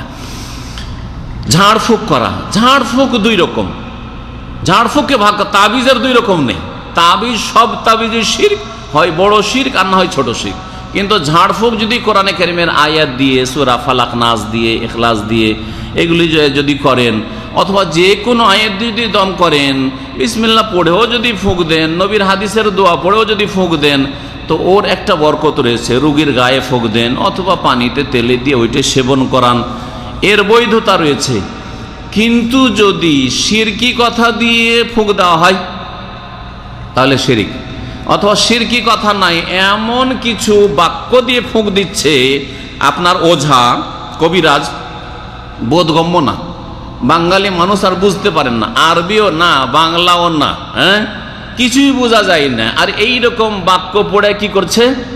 কি করছে? ফুঁক দিচ্ছে। যেমন মকসুদুল মুমিনিনে আছে, নিয়ামুল কোরআন চেহেল কাপ আছে, 40টা কাপ বিশিষ্ট একটা মন্ত্র আছে, 40টা কাপ আছে দুটো লাইনের মধ্যে। আর এমন এমন শব্দগুলি আছে, এগুলি মানুষের নাম না, মুসলিমের নাম হয়তো দূরের কথা, এগুলি সব জিন শয়তানের নাম। তাহলে শয়তানের নাম দিয়ে, জিনের নাম দিয়ে তৈরি করা চেহেল কাপ, ভাষাটা আরবি না ফার্সি। চেহেল মানে 40, আর কাফ মানে তাতে 40টা কাফ আছে। এটা তো যারা ব্যবহার করে তারাও বুঝে না। চেহেল মানে কি বলা হয়? এই জন্য চেহলম বলা হয়। 40 করা, বাঙালিরা 40 করা বলে, আর ইন্ডিয়ান পাকিস্তানি উর্দু ভাষায় বলে চেহলম করা। চেহলম মানে 40 করা। জি, তো এই 40টা কাপ দিয়ে যে মন্ত্র তৈরি করা, এটা বড় শিরক, কারণ এতে জিন শয়তানের নাম আছে। আমাদের দেশে গরুর পায়ের ঘা ভালো করার জন্য 7টা সুদখোরের নাম লিখতে হবে, লিখার পরে বেঁধে দিতে হবে পায়ে। এগুলো আমরা ছোটকালে গৃহস্থের বাড়ি, চাষির বাড়িতে শুনেছি, এগুলো করে। বড় শিরক এগুলো, কথা বোঝা গেছে? আল্লাহ ছাড়া অন্যের নাম দিয়ে। অর্থ যদি না বুঝেন, আপনাদেরকে হাসি লাগবে কিন্তু ছোটকালে মনে আছে, বিছানায় পেশাব করা বুঝেন? ছোট বাচ্চাদের তো করে না, করে না? না আপনাদের এলাকায় মনে হয় করে না, না? আপনাদের অনেকেই করেছেন, 10 বছর 12 বছর 15 বছর অনেকে করেছেন, করেন নাই? আমাদের এলাকায় এক লোক ছিল, বিয়ে হয়ে তার ছেলে মেয়ে হয়ে গেছে, তারপরে বিছানায় পেশাব করে দিত, বিছানায় পেশাব করে দিত। তো ছোটকালে আমাদেরকে শিখাইতো, আমাদের নানি খালারা শিখাইতো, দাদিরা শিখাইতো যে রে বিছানায় যখন শুয়ে যাবি তখন এইটা পড়বি রে, এইটা পড়লে তোর বিছানায় আর মুদবি না, তুই মোতা বুঝেন তো মনে হয় না, বিছানায় তো আর মুদবি না। কি তো বলছে? 1 বাত্তা 2 বাত্তা, হ্যাঁ, আর ঘর সুতা বাহির মুতা, কথা বলছে? 1 বাতা 2 বাতা, আর ঘর সুতা মানে ঘরে শুয়ে থাকবি তুই, আর বাহির মুতা মানে বাইরে মুতবি, বিছানায় মুতবি না। সুবহানাল্লাহ। বলেন এইটা হলো চিকিৎসা কিসের? বিছানা পেশাব না করার। ছোট কাল থেকে এখনো মুখস্থ আছে, 50 পার হয়ে গেছে বয়স, আর এখানে এসে মগজে ঢুকে মুখস্থ হয়েছে। বলিনি হয়তো, কিন্তু এগুলো শুনেছি, যেগুলো সব বলাইতো। আর যাই হোক, এগুলো করাইতো 7 বছর 8 বছর 10 বছর বয়সে এগুলো শিখা। এগুলো হলো আমাদের দেশের কি? এগুলো হলো ঝাড়ফুঁক, হ্যাঁ, দম করা, বা এগুলো হচ্ছে আমাদের দেশের দুয়া। এগুলো দুয়া না, এগুলো হচ্ছে মন্ত্র, এগুলো হচ্ছে মন্ত্র, এগুলো হচ্ছে শিরক, এগুলো শিরক। তাহলে দেখেন, নামাজ রোজা করার পরে এগুলো যদি থাকে তাহলে শিরকের অবস্থায় চলে যাবেন আপনি, আপনার ছেলে মেয়ে শিরকের অবস্থায় চলে যাবে, আপনার স্ত্রী আপনার মা খালা শিরকের অবস্থায় চলে যাবে। আর আমাদের মা খালারা অনেকের এগুলোই শিখায়, জি রাত্রে দিবি না, টোটকা ফোটকা খুঁজছে, রাতে ভিক্ষে দিবি না রে, রাতে ধার দিতে নেই, খেতে পায় না গরিব মানুষ, দাও 1 কিলো চাল দাও, অনাহারে আছে আমার ছেলে মেয়ে। বলছে রাত্রে দেবো না, দিনে কেন আসিস নেই? কেন দিবে না, কেন দিবে না দাদি, কেন দিবে না? বলছে রাত্রে যদি ধার দিই তো সব বাড়ি থেকে বেরিয়ে চলে যাবে, সব বাড়ি থেকে রুজি সব বেরিয়ে চলে যাবে, গরিব হয়ে যাব, ফকির হয়ে যাব। এগুলো শিরক। এগুলো কি? আত্মেয়ারা। হাদিস আছে, তেয়ারা মানে অলৌকিক কুলক্ষণ মনে করা কোনো কিছুই। আত্মেয়ারা তো শিরকুন, এগুলো হচ্ছে শিরক, এগুলো হচ্ছে শিরক। জি, ঝাড়ফুঁকের ক্ষেত্রে সতর্ক সাবধান। যার কাছে ঝাড়ফুঁক করতে চাচ্ছেন সে আল্লাহ ভীরু কিনা, ভালো কোরআন হাদিসের আলেম কিনা, না বিদাতি আলেম, নাকি দুনিয়াদার এমনি লোক, একটা মূর্খ লোক ঝাড়ফুঁক করছে, মন্ত্রতন্ত্র, হিন্দুদের শিরকিয়া মন্ত্র অথবা মুসলিমদের কবর মাজারের মন্ত্রতন্ত্র এইসব পড়ে ফুঁক দিচ্ছে। আপনাকে অবশ্যই নিশ্চিত হতে হবে, তারপরে এইসব ঝাড়ফুঁক না হলে নিজেই করবেন আপনি, সবচাইতে ভালো। এই জন্য নবী করিম সাল্লাল্লাহু আলাইহি সাল্লাম তার সাহাবীরা নিজেকে নিজে দম করতেন। আপনি নিজেই পড়েন, নিজে ফুঁক দেন, নিজেই পড়েন, নিজে ফুঁক দেন। আপনি নিজে পড়ে আপনার ছেলে মেয়েকে ফুঁক দেন, কারণ আপনি তাওহীদ বুঝেন। আপনি শিরকি কথা দিয়ে আপনার ছেলে মেয়ের আপনি দম করবেন না, নিজেকেই দম করা, এটা হচ্ছে শরীয়ত সম্মত কাজ। তাওহীদ পরিপন্থী একটি বিষয় হচ্ছে তাবাররুক হাসিল করা। বরকত একমাত্র আল্লাহতে রয়েছে, তাবারাকাল্লাযী বিয়াদিহিল মুলক, এটা হচ্ছে ইসলাম, এটা হচ্ছে তাওহীদ। বরকত আল্লাহ যেই জিনিসে বরকতের কথা বলেছেন তাতে বরকত রয়েছে। মক্কা যাচ্ছেন তওয়াফ করার জন্য অথবা জিয়ারা করার জন্য, উমরা করার জন্য, বরকত আছে না নেই? মক্কার মসজিদে হারামে বরকত রয়েছে, মসজিদ নববীতে বরকত আছে না নেই? এখানে 1000 রাকাত পড়েন আর মদিনায় গিয়ে 1 রাকাত পড়েন, সমান, ঠিক কিনা? মক্কায় গিয়ে এখানে যদি মক্কায় যদি 2 রাকাত পড়েন, এখানে কত পড়তে হবে অতটা নাকি হাসিলের জন্য? মক্কায় 2 রাকাত যদি আপনি তাহিয়াতুল মসজিদ পড়েন, 2 রাকাত নামাজ পড়ে, একটা ওয়াক্ত নামাজ পড়ে, মাত্র 2 রাকাত নামাজ পড়েছেন, ফজরের 2 রাকাত নামাজ পড়েছে, ধর এখানে কত রাকাত পড়তে হবে? 2 রাকাত সমান এখানে কত পড়তে হবে? 2 লক্ষ পড়তে হবে। তো এটা বরকত না? কিন্তু এই বরকতের কথা কোরআন হাদিসে আছে, হ্যাঁ, কোরআন হাদিসে আছে। বাইতুল মুকাদ্দাসে, ফিলিস্তিনের মসজিদে আকসায় বরকত আছে, কোরআনে আছে, আল্লাযী বারাকনা হাওলাহু, মসজিদ আকসার চারিদিকে আমি বরকত দিয়েছি, যেখানে নবীকে আমি মেরাজে নিয়ে গেছিলাম। আল্লাহ বলেছেন না বলেন নাই? কিন্তু যদি আমাদের মাজারে বরকত আছে, হ্যাঁ, আমাদের অমুক বিশ্ব ইজতেমা যেখানে হয় ওখানে বরকত আছে, মোবারক ওই জায়গা, হ্যাঁ, আমাদের ওলিয়া উলিয়ারা যেখানে শুয়ে আছেন ওখানে বরকত আছে, বোঝা গেছে? যেখানে আমাদের বুজুর্গানে দিনেরা বসতো ওই জায়গাটায় বরকত আছে, বুজুর্গানে দিনের হাতে বরকত আছে, একটু হাতে বসা দি, চুমা দি, বুজুর্গানে দিনের পায়েও বরকত আছে, পায়ে চুমা দি, বোঝা গেছে? হ্যাঁ, মাজারে জালিতে বরকত আছে, দেয়ালে বরকত আছে, মাজারে একটু চুমা দিই, তাহলে এগুলো কি? শিরক। এগুলো হচ্ছে কি? শিরক। কখনো বড় শিরক হয়ে যাবে, ইসলাম থেকে বের করে দিবে, কখনো ছোট শিরক হবে, কিন্তু শিরক। তাহলে বোঝা গেল যে বরকত হাসিলের ক্ষেত্রে কোনো ব্যক্তি থেকে বরকত হাসিল করবেন না। আমাদের দেশে এত শিরক বিদাত আছে যে আমাদের সাথে অনেকে মোসাফা করতে এসে কি করে, আরে মোসাফা করে সালাম আলাইকুম ওয়া রাহমাতুল্লাহি ওয়া বারাকাতুহু, ফুলটা বলেন ওয়াবারাকাতুহু বলবেন, খুব ভালো করে বলেন, আর তারপরে হাতে হাতে মিলিয়ে মোসাফা করেন, হাত মিলাবেন তারপর ঝুঁকে, তার মানে আপনি বরকত হাসিল করছেন। ঝুঁকবেন কেন আপনি? আরে ভাই, আপনিও আল্লাহর গোলাম, আমিও আল্লাহর গোলাম, আমার সামনে কেন ঝুঁকবেন? আপনি আল্লাহর সামনে ঝুঁকবেন, তোর ঝুঁকা তো রুকু, তো শিরক করে ফেললেন আপনি। এই এক শিরক আসলে। তারপরে যদিও বড় শিরক আপনি হয়তো নিয়ত করেননি, কিন্তু এটা একটা শিরকের ধরন।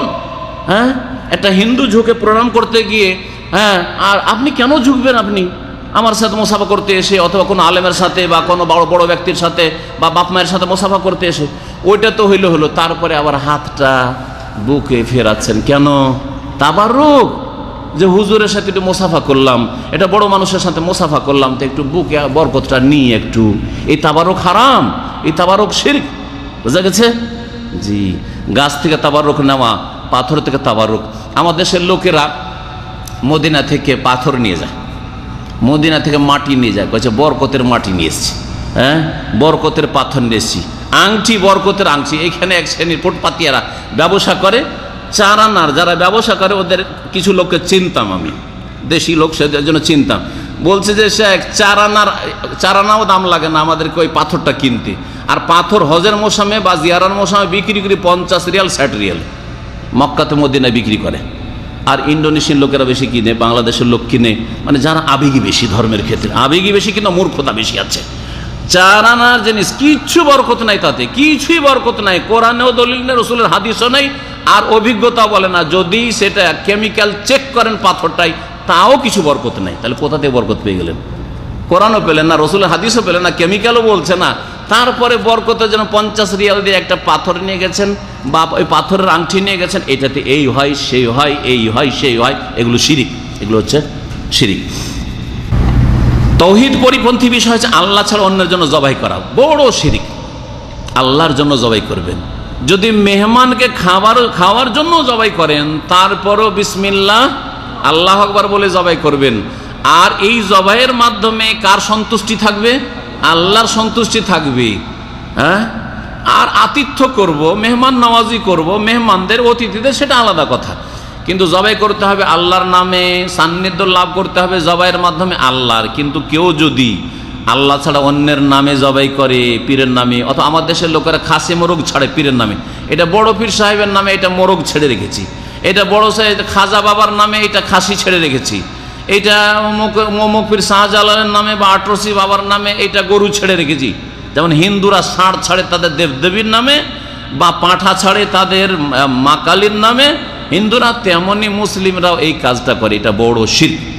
ছাড়লেন না, কিনে নিয়ে আসলেন, আর নিয়ে কি করলেন? আপনার বাড়িতেই অথবা মাজারে, আস্তানায় নিয়ে গিয়ে, মাজারে যেমন বড় বড় গরু গিয়ে আটরসিতে জবাই হয় আজকাল, তারপরে ওই আজমিরে জবাই হয়। এটা বড় শিরক। কারণ এই জবাই যদিও বিসমিল্লাহ আল্লাহু আকবার বলেন, কিন্তু উদ্দেশ্য হচ্ছে কেন আজমিরে নিয়ে গিয়ে জবাই করবেন? কেন আপনি আটরসিতে নিয়ে গিয়ে জবাই করবেন? আপনার গ্রামে গরিবের আছে, কেন জবাই করে খাওয়াবেন না? উদ্দেশ্য হচ্ছে ওখানে যদি জবাই করি তো বাবার একটা সুদৃষ্টি পড়বে আমার উপরে, আর বাবা আমাকে বালা মুসিবত থেকে রক্ষা করবে। আটরসি বাবা রক্ষা করবে, শাহজালাল বাবা রক্ষা করবে, খাজা বাবা রক্ষা করবে। এই জন্য না জবাই করা হচ্ছে।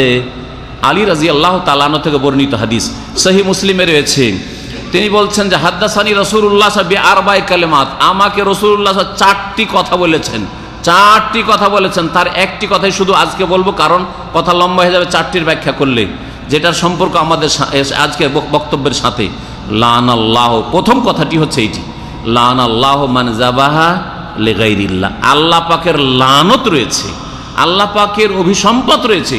আল্লাহ পাক রহমত থেকে বঞ্চিত করবেন, জান্নাত থেকে বঞ্চিত করবেন, তার নিয়ামত থেকে বঞ্চিত করবেন, তার দিদার সাক্ষাৎ থেকে বঞ্চিত করবেন। মান যাবাহা লিগাইরিল্লাহ, ওই সব লোকদেরকে যারা আল্লাহ ছাড়া অন্যের জন্য কি করে? জবাই করে।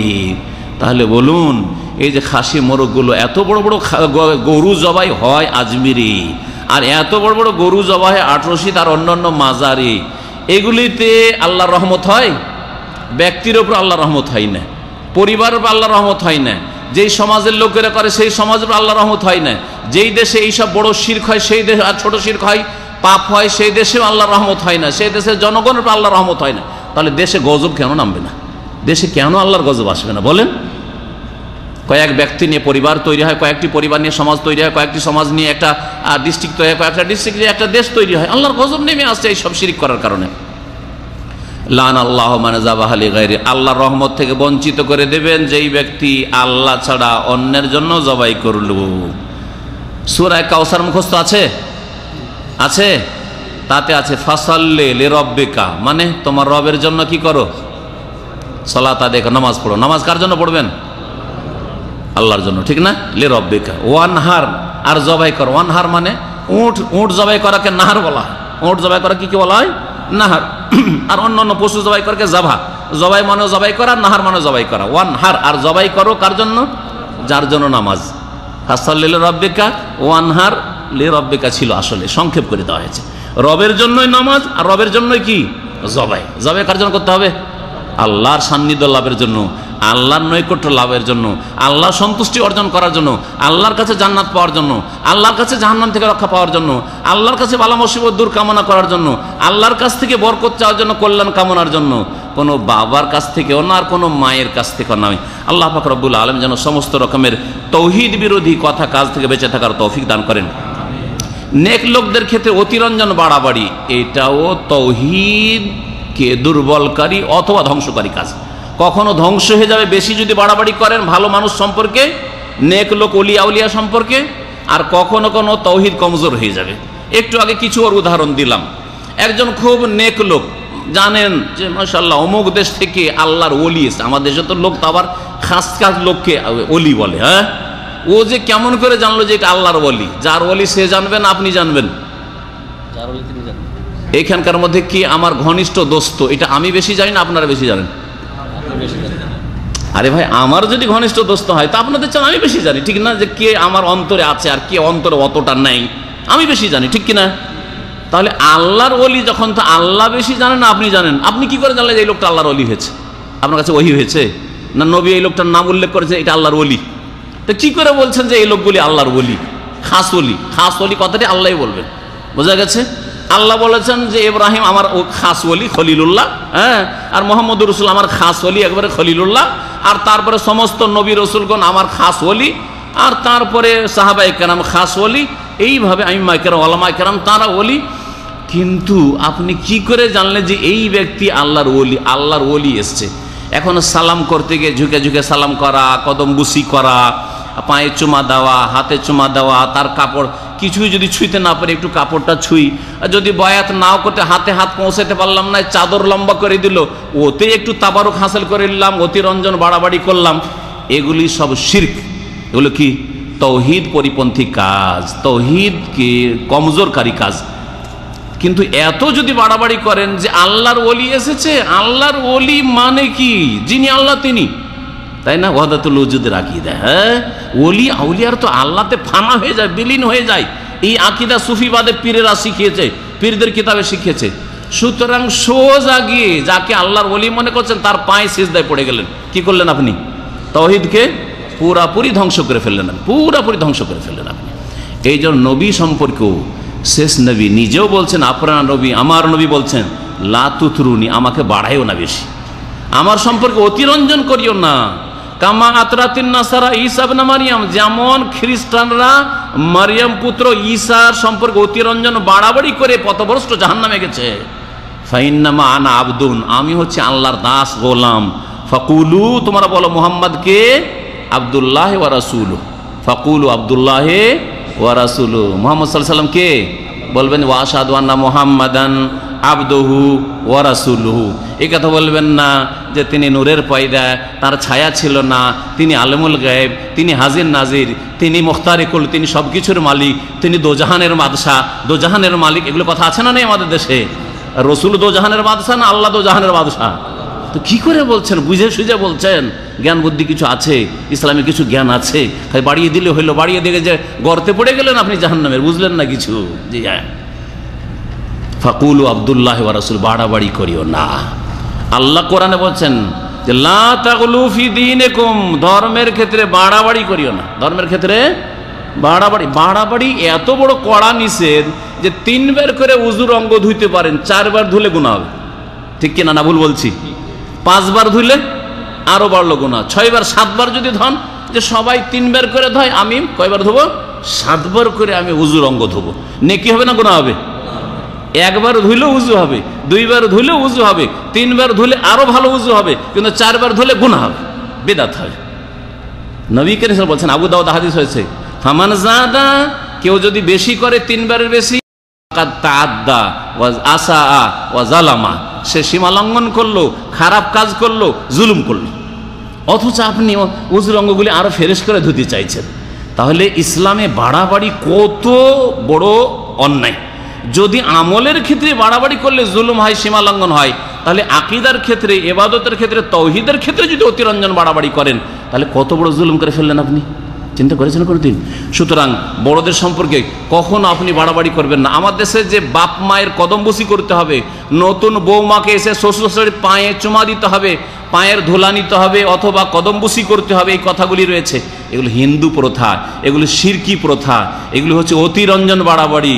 হ্যাঁ, শাশুড়িকে সালাম দেবে, শ্বশুরকে সালাম দেবে, মোসাফা করবে, শ্বশুরের সাথেও মোসাফা করা যায়, কারণ কবুল হয়ে গেছে, তখন শ্বশুর চিরকালের জন্য তার উপরে হারাম হয়ে গেছে। যদি ছেড়েও দেয় ওর স্বামী, তারপরে শ্বশুর কখনো এই বৌমাকে বিয়ে করতে পারবে না। সেজন্য হাতে হাত দিয়েও যদি মোসাফা করে, শ্বশুরের সাথে কোনো দোষ নাই। শাশুড়িকে যদি মাথায় চুমা দেয়, কপালেও চুমা দেয়, কোনো অসুবিধা নেই, কিন্তু পায়ে চুমা দিবে, কদমবুসি করবে, এটা অতিরঞ্জন বাড়াবাড়ি করলো। অতিরঞ্জন বাড়াবাড়ি করলে জুলুম অত্যাচার করলো। যাকে করা হলো সে যদি সন্তুষ্ট হয়, সেও জালেম, আর যে করলো সেও জালেম, দুইজনই জালেম। কিন্তু এই কাজগুলো আমাদের অহরহ হচ্ছে, বরং এগুলোকে সামাজিকতা মনে করা হচ্ছে, এগুলোকে ধার্মিকতা মনে করা হচ্ছে, এগুলোকে আদব কায়দা মনে করা হচ্ছে। সবগুলি বাতিল, গুনার কাজ, অথচ এগুলোকে কত ভালো ভালো নাম দেওয়া হচ্ছে। কবর পাকা করা, কবরকে বেশি উঁচা করা, হ্যাঁ, তারপরে আপনার কবরের পরে ফুল চড়ানো, কবরে চাদর চড়ানো, তারপরে আপনার কবরের ওপর গম্বুজ তৈরি করা, কবর মসজিদের মধ্যে দেওয়া, মসজিদের বারান্দায় দেওয়া, কবরের ওপর ঘর নির্মাণ করা ইত্যাদি। এসবগুলি হচ্ছে কি তাওহীদ পরিপন্থী কাজ। তাওহীদ কমজোর করবে, আর না হলে ধ্বংস করবে। কবরে যদি কেউ সিজদা করে, কবরে তওয়াফ করে, তাওহীদ ধ্বংস হবে না কমজোর হবে? সিজদা করলো না, কিন্তু তওয়াফ করলো শুধু। বলছে আমরা তো গরিব মানুষ, মক্কা যেতে পারি না, তো ওলিয়া উলিয়ার কবরটা আছে 7টা চক্করতি, এখানেই তওয়াফ করি। তাওহীদ ধ্বংস হবে, লা ইলাহা ইল্লাল্লাহ ধ্বংস হবে না কমজোর হবে? ধ্বংস হয়ে যাবে। কেন ধ্বংস হবে? তওয়াফটা হচ্ছে কি ইবাদত, তওয়াফটা হচ্ছে, মক্কা গিয়ে যদি নফল নামাজ না পড়ে তওয়াফ করেন, 7টা চক্কর দেন, 2 রাকাত নামাজ পড়েন, তাহলে বেশি নেকি পাবেন। মক্কাতুল মুকাররমে হারাম শরীফের নামাজ পড়ার চাইতে বেশি নেকি রয়েছে কোন ইবাদতে? তওয়াফের ইবাদত। তাহলে বোঝা গেল যে তওয়াফ একটা গুরুত্বপূর্ণ ইবাদত। আর সূরা হজে আল্লাহ বলেন ওয়াল ইয়াতাওয়াফু বিল বাইতিল আতিক, তারা যেন প্রাচীনতম ঘরের তওয়াফ করে। তাহলে তওয়াফটা একমাত্র একটা ঘরের, ওই যে বাইতুল আতিক, যেটা বাইতুল্লাহ কাবা ঘরের, মদিনার মসজিদেরও তওয়াফ চলবে না, বাইতুল মুকাদ্দাসেরও তওয়াফ চলবে না। হ্যাঁ, এইখানকার যে কোনো জায়গার বড় মসজিদ, কোনো মসজিদেরও তওয়াফ চলবে না। তো কবরের কি করে তওয়াফ চলতে পারে?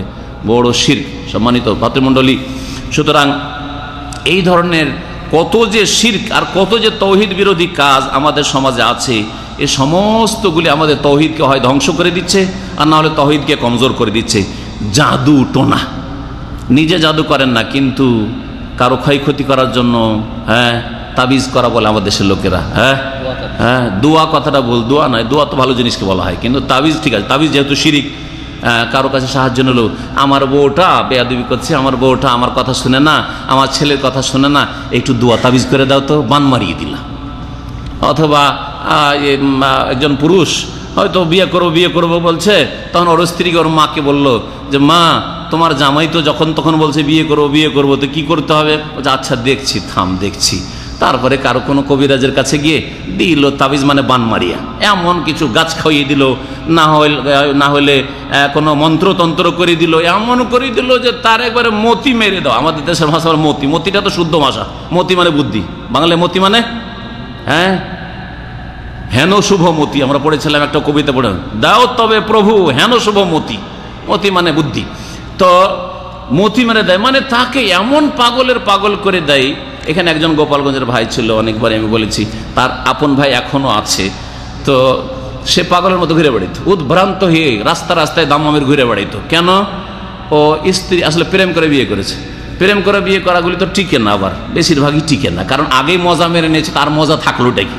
মজা তার বিয়ের পরে বাসর রাতে পাওয়া যায় না কিছু, আরে কিছুই স্বাদ পেলাম না। আগে যদি চুষে ফেলে তো ছোভা না, তো ছোভা তো তার ভালো লাগবে না। এই হচ্ছে প্রেমের বিয়ে। আসলে লাভ ম্যারেজ, কোর্ট ম্যারেজগুলো এই জন্যই বরকত পায় না, বরকত হয় না, কারণ আগেই ও খেজুর চুষার মতো আগেই চুষে ফেলেছে, তো লাভ দেখি আর ওকে রেখে। তো যখন সন্দেহ হলো যে কি জানি আমার মেয়েকে ছেড়ে দিতে পারি, ওর শাশুড়িতে ওকে দিল ওই তাবিজ করে, মানে বান মারিয়ে, এমন গাছ টাছ বা কি যে করেছে, আল্লাহু আকবার। তারপরে পাগলের মতো ঘুরে বেড়াইতো। ভালো এক চাকরি ছিল, ছেড়ে দিয়ে দেশে চলে যেতে হয়েছে। দেশে গেলে স্ত্রীর কাছে থাকলে ঠিক থাকে, আবার এখানে আসলে পাগলের মতো ঘুরে বেড়ায়। তাহলে এগুলো হচ্ছে শিরক, এগুলো হচ্ছে শিরক। আর ওহরও আমাদের দেশ হচ্ছে, কারোর সাথে কোনো দ্বন্দ্ব হইল, শাশুড়ি বউকে, বউ শাশুড়িকে, ইত্যাদি জামাইকে, আপন প্রিয়জনকে এরকম তাবিজ করছে, জান থেকেও মেরে দিচ্ছে।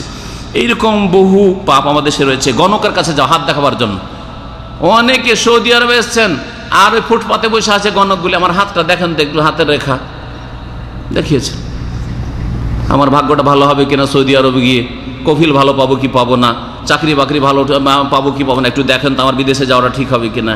হ্যাঁ না একটা কিছু বললেন, বিশ্বাস করে নিয়েছেন, কুফরি কাজ করেছে, তাওহীদকে নষ্ট করেছে। আমার দেশে আরো করে, এই আমার রেখা দেয়া বলেন তো আমার একটা বিয়ে হবে না দুইটা বিয়ে হবে। কাউকে বলেছে তোর একটা বিয়ে হবে, কাউকে বলেছে তোর দুটা বিয়ে হবে রে, আর কাউকে বলেছে তোমার বিয়ে টিকবে না। বিয়ে হবে ঠিক না, বিয়ে টিকবে না তোমার, বোঝা গেছে? এই রেখা দেখে বলছে। শিরক, শিরক, কুফরি কাজ এগুলো, কুফরি। আর যারা যাবে তারাও কুফরি করলো। নবী সাল্লাল্লাহু আলাইহি ওয়াসাল্লাম বলছেন, মান আতা সাহিরান আও কাহিনান আও আরাফান ফাসাদ্দাকাহু বিমা ইয়াকুল। কেউ যদি জাদুকরের কাছে যায়, গণকের কাছে যায়, জ্যোতিষীর কাছে যায়, আর যা কিছু বলল বিশ্বাস করে নিল, যে কথা ঠিকই বলছে রে, এরকমই হইতে পারে, দ্বিধাদ্বন্দ্বে পড়ে গেল। যে কাজটা করতে চাচ্ছিল যখন খারাপ বলে দৌড় করলো না, যে কাজটা করতে চাচ্ছিল বলে হ্যাঁ খুব ভালো হবে, খুব ভালো হবে, তখন একবারে স্বতঃস্ফূর্তভাবে কাজটা করা শুরু করলো। ফাকাদ কাফার বিমা উনজিলা আলা মুহাম্মাদিন সাল্লাল্লাহু আলাইহি ওয়াসাল্লাম। মুহাম্মদ সাল্লাল্লাহু আলাইহি ওয়াসাল্লামের উপর যা নাযিল হয়েছে তার সাথে কি করলো? কুফরি করলো। কি নাযিল হয়েছে? কি নাযিল হয়েছে রাসূলের উপর? কোরআন নাযিল। কোরআনের সাথে কুফরি করলে মুসলমান থাকে। তাহলে যেই ব্যক্তি গণকের কাছে যায়, জ্যোতিষীর কাছে যায়, জাদুকরের কাছে যায়, বান মারাইতে যায়, কবিরাজের কাছে যায়, তারা কোরআনের সাথে কুফরি করে। এ হচ্ছে নবী করিম সাল্লাল্লাহু আলাইহি ওয়াসাল্লামের কথা। তাওহীদ বিরোধী কাজ হচ্ছে লোক দেখানো নামাজ পড়া, লোক দেখানো ইবাদতবন্দি করা, লোক দেখানো দান খেরাত করা, এইরকমই ধর্ম নিয়ে আর ধার্মিকতা নিয়ে ঠাট্টা মজাক করা। কারো টাকনার উপরে কাপড় থাকলে ওকে মজাক করা শুরু করলেন।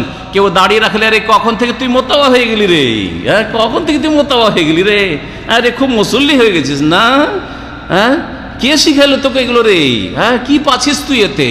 কুফরি কথা এগুলো, এগুলো কুফরি কথা। ধর্ম নিয়ে তার ঠাট্টা করছেন, হ্যাঁ তার শারীরিক গঠন নিয়ে নয়, তার ধর্ম নিয়ে, যে তুই টাকনার উপরে কাপড়ের কখন থেকে তুই অভদ্র হয়ে গেলি রে। জি হ্যাঁ, এগুলো কুফরি কথা, ছোট কথা মনে হচ্ছে, কুফরি কথা। আপনি করতে পারছেন না, আপনি ফাসেক গুনাহগার, কিন্তু আপনি যদি কাউকে নিয়ে টিটকারি মারেন, কারোর সাথে যদি এইরকম মজাক করেন, হ্যাঁ তাহলে আপনি আপনার ইসলামকে নষ্ট করে ফেললেন, আপনি আপনার তৌহিদকে নষ্ট করে ফেললেন, আপনি কাফেরদের দলে শামিল হয়ে গেলেন।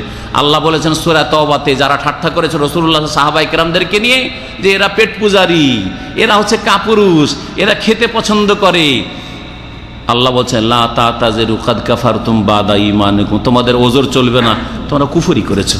ইস্তেহজা, ঠাট্টা মজাক করা ধর্ম নিয়ে খবরদার করবেন না। আল্লাহ ছাড়া অন্যের কসম করা তো আমাদের অহরহ। ছেলের গায়ে হাত দিয়ে কসম করে, স্বামীর গায়ে হাত দিয়ে কসম করে মহিলারা আমার দেশে, দানা ছুঁয়ে কসম করছি, বলে না, মাটি ছুঁয়ে বলছি মাটি পাবো না যদি আমি মিথ্যা কথা বলি, বলে না, এগুলো সবগুলো শিরিক। তৌহিদ নষ্ট হয়ে যাবে, না হলে কমপক্ষে তৌহিদ কমজোর হবে। কখনো কখনো বড় শিরক হবে, কখনো কখনো ছোট শিরক হবে। কখন বড় কখন ছোট এত তফসিল বলার সময় নেই, সেজন্য সংক্ষেপে বলে সারলাম। নবী করিম সাল্লাল্লাহু আলাইহি ওয়াসাল্লাম বলছেন, মান হালাফা বিগাইরিল্লাহি ফাকাদ আশরাকা, কেউ যদি আল্লাহ ছাড়া অন্যের কসম করে সে শিরিক করলো। তাহলে বাপের কসম, মায়ের কসম, দানার কসম, চোখের কসম, চোখ ছুঁয়ে বলছি, হ্যাঁ, সবগুলি হচ্ছে শিরিক, সবগুলি হচ্ছে শিরিক। আল্লাহ পাক রব্বুল আলামিন আমাদের তৌহিদের হেফাজতের যেন তৌফিক দান করেন। আল্লাহ পাক রব্বুল আমাদের ঈমান ইসলামের হেফাজতের যেন জ্ঞান দান করেন, আমল করার তৌফিক দান করেন। আল্লাহ পাক রব্বুল সমস্ত রকমের শিরক থেকে, বিদআত থেকে, গুমরাহি থেকে, পাপাচার থেকে আর তৌহিদ বিরোধী কথা কাজ থেকে বেঁচে থাকার তৌফিক দান করেন। দিন সম্পর্কে জ্ঞান অর্জনের তৌফিক দান করেন, দিনের সম্পর্কে আগ্রহী হওয়ার তৌফিক দান করেন। আল্লাহ পাক রব্বুল আলামিন যেন আমাদের দুনিয়া আখিরাতের সার্বিক কল্যাণ দান করেন। আল্লাহ পাক আমাদের বালা মুসিবত থেকে যেন বাঁচিয়ে রাখেন। আল্লাহ পাক রব্বুল আলামিন আমাদের যারা অসুস্থ রয়েছেন আল্লাহ পাক তাদেরকে যেন সুস্থ করেন। যারা কর্মহীন রয়েছেন আল্লাহ পাক তাদের যেন রুজির ব্যবস্থা করে দেন। যারা বিপদ আপদে রয়েছেন, টেনশনে রয়েছেন আল্লাহ পাক তাদের টেনশন বিপদ আপদ যেন দূর করে দেন। আল্লাহ পাক আমাদের সকলকে জান্নাতুল ফিরদাউস যেন নসিব করেন। সুবহান রাব্বিকা রাব্বিল ইজ্জাতি আম্মা ইয়াসিফুন ওয়া সালামু আলাল মুরসালিন ওয়ালহামদুলিল্লাহি রাব্বিল আলামিন। हाँ, not a problem. आप बांग्ला समझ लेते हैं या उर्दू? हाँ, कि उर्दू ते जवाब दो ना बांग्ला? बांग्लाते बोलছি। अच्छा ठीक है, मैं बांग्ला में जवाब देता हूँ, आप समझ लेंगे। बैठिए। ওনার জন্ম মুসলিম পরিবারে, তারপরে যে কোনো কারণে, দারিদ্রের কারণে, যে কোনো কারণে অমুসলিম পরিবারে চলে যাচ্ছে, সেখানে মানুষ হয়। এখন দুই জায়গায় খরচ দিচ্ছেন, মুসলিম মা বাবা ওইখানে খরচ দিচ্ছেন, আর হিন্দু যারা মানুষ করেছে তাদেরকে খরচ দিচ্ছেন। খরচ দেওয়ার ক্ষেত্রে বৈধতা আছে, কোনো অসুবিধা নেই, শুধু বৈধতা না, নেকি। তবে আসল মা আপনার, যে আপনাকে জন্ম দিয়েছে, আসল বাপ যার ঘরে আপনি, যার ওরসে আপনি জন্ম নিয়েছেন, এটা হচ্ছে আসল বাপ মা। তাদের হক আল্লাহর পরে সবচেয়ে বড় হক। অমুসলিম হোক অথবা মুসলিম হোক, যারা আপনাকে প্রতিপালন করেছে, তরবিয়ত করেছে, মানুষ করেছে, তাদের সাথে সদ্ব্যবহার করবেন। সদ্ব্যবহার মিনস হচ্ছে তাদেরকে আপনি কিছু খরচ খরচা দিলেন, তাদেরকে আপনি গিফট উপঢৌকন হাদিয়া দিলেন, এগুলো করবেন। তাদের খোঁজ খবর নিলেন, সব জায়েজ রয়েছে। ধর্মীয় ক্ষেত্রে তাদের সাথে অংশ নেওয়া হারাম আপনার জন্য। দ্বীনি ক্ষেত্রে আপনি মুসলিম থাকবেন, আপনার 5 ওয়াক্ত নামাজ পড়বেন, শিরক মুক্ত জীবনযাপন করবেন, আপনার পুরো লাইফটা ইসলামিক লাইফ করবেন। বোঝা গেছে?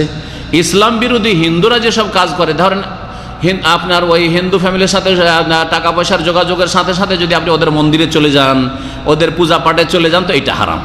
ওদের পূজার চাঁদা দেন তো হারাম। পূজার চাঁদা দেবেন, বলে খেতে নাও, তোমরা তোমাদের চিকিৎসার জন্য নাও, তোমাদের পোশাকের জন্য নাও, সব দেবো, কিন্তু ধর্মীয় কাজে কোনো সহযোগিতা করা কোনো মুসলিমের জন্য, কুফরির জন্য, শিরকের জন্য জায়েজ নয়।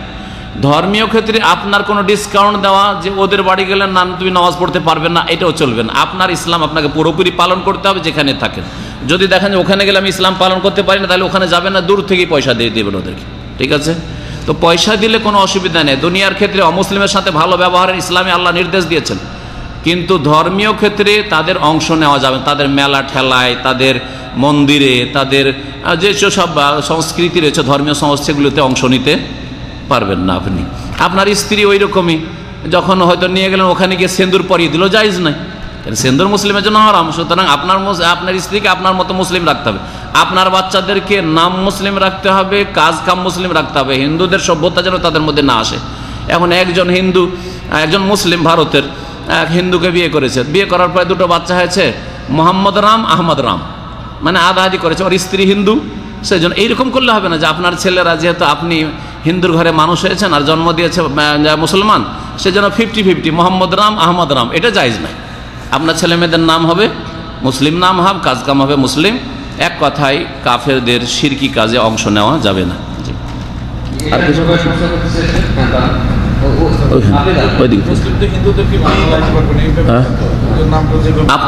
আপনি, হ্যাঁ, তো হারাম কাজগুলো তো করেছে। आपकी बीवी तो मुस्लिम है ना?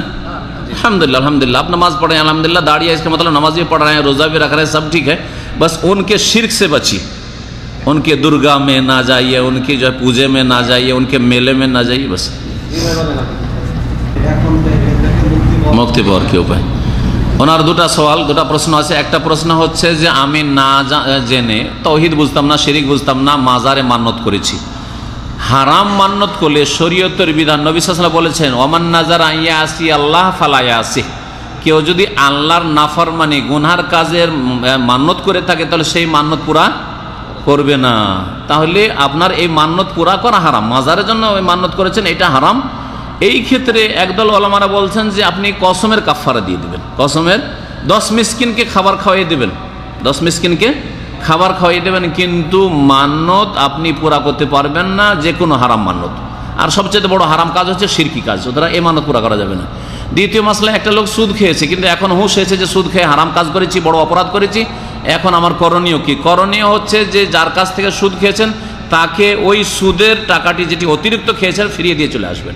আপনার যেটা আসল পুঁজি যত টাকা দিয়েছিলেন ওটা আপনার হক, আর বাকি অতিরিক্তটা আপনার হক নয় কখনো। সুতরাং ওর বাড়িতে দূরে থাকলেও যদি চেনেন, খোঁজ খবর থাকে, ফিরিয়ে দিয়ে চলে আসবেন। জি হ্যাঁ, আর তারপরে তওবা করবেন যে আল্লাহ আর সুদ খাবো না। ব্যাংকের ইন্টারেস্ট যদি হয় যে কোনো ব্যক্তি না কোনো প্রতিষ্ঠান, ব্যাংকে ছাড়লে তো ব্যাংকের ওই আমলারা খেয়ে ফেলবে। হ্যাঁ, তো ওদেরকে তো বাতিলদেরকে সহযোগিতা করলে হবে না, ওই টাকাটা গরিব মিসকিনদেরকে দান করে দিবেন মুক্ত হওয়ার জন্য। সুদের টাকাগুলি ব্যাংকের গরিব মিসকিনকে দান করবেন কিসের জন্য? নেকির জন্য না, কারণ হারাম পয়সা দিয়ে নেকি হয় না। চুরি করা পয়সা, সুদের পয়সা, ঘুষের পয়সাতে কোনো নেকি হবে না। তাহলে কি করতে হবে? মুক্ত হওয়ার জন্য, জান বাঁচাবার জন্য, আল্লাহ আমাকে রক্ষা করো আমি দান করে দিলাম, মুক্ত হওয়ার জন্য। এই জন্য বললাম বিশ্বাস। জি জি, মানে ওই মাজার কিছু দিতে পারে এরকম বিশ্বাস আছে।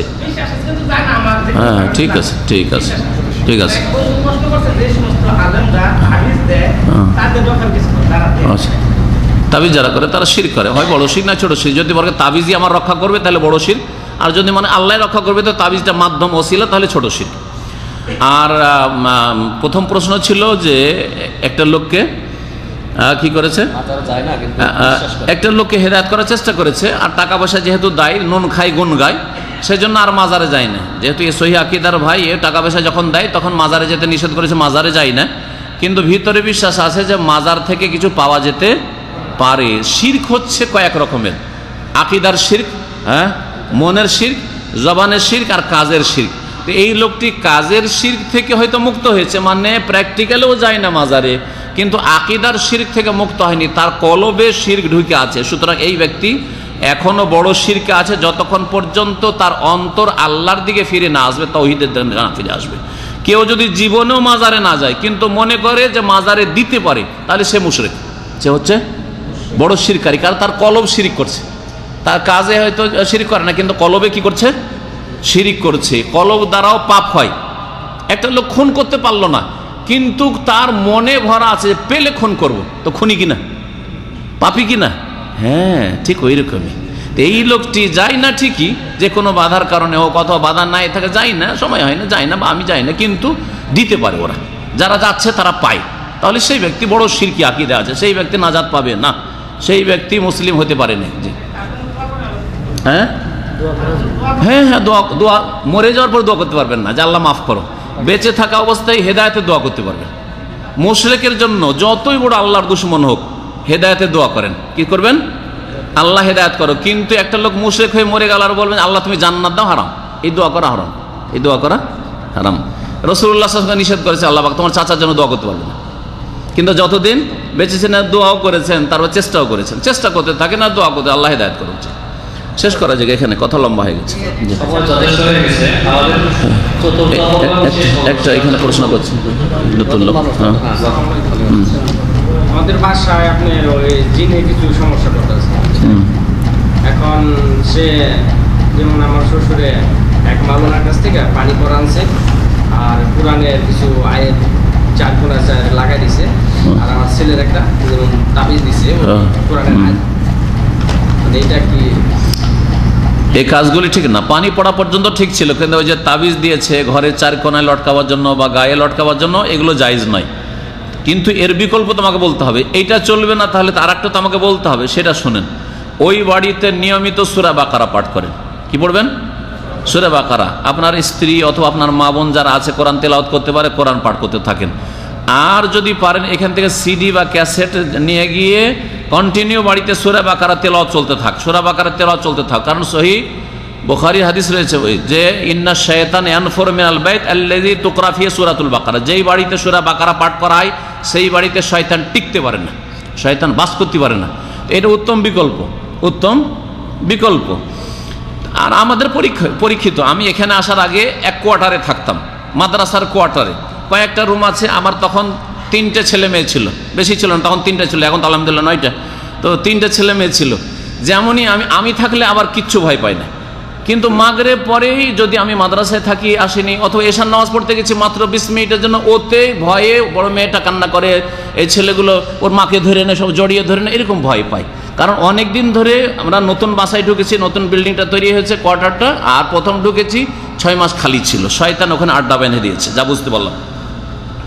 আমি কি করলাম, আমার পরিবারকে বললাম, তারপরে আমি সূরা বাকারা তেলাওয়াত শুরু করলাম, সকাল সন্ধ্যা সূরা বাকারা তেলাওয়াত, আর জিকির আজকার। বাথরুমে গেলে দোয়াটা যেন যত্নের সাথে পড়ে, না পাক অবস্থায় বেশিক্ষণ থাকি না, সাথে সাথে পাক হওয়ার চেষ্টা করা, এইরকম আমল করে আলহামদুলিল্লাহ কয়েকদিনের মধ্যেই সাপ। আর শয়তান কত দুর্বল, আমি বাড়িতে থাকলে আর বিরক্ত করে না, কিছু ভয় না, কিছুই বোঝা যায় না। আর যখন আমি থাকি না, তখন বাচ্চারা ভয় পায়।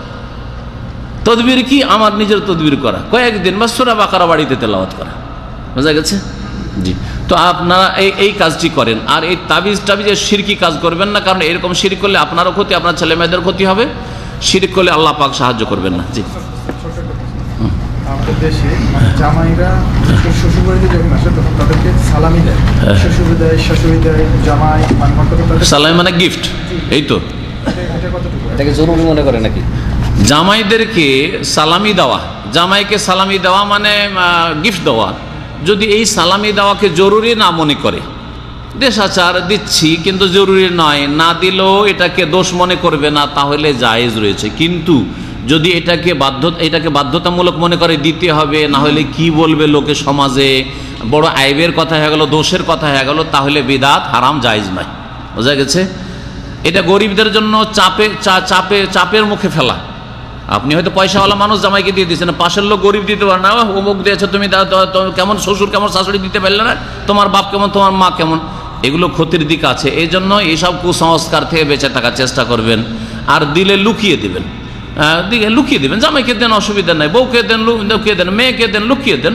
লোকজনকে জানিয়ে একবারে ফার্নিচার গাড়ি ভর্তি করে নিয়ে যাচ্ছে, হোন্ডা দিলেন, কার দিলেন, সব জানলো, এইগুলো জায়েজ নাই।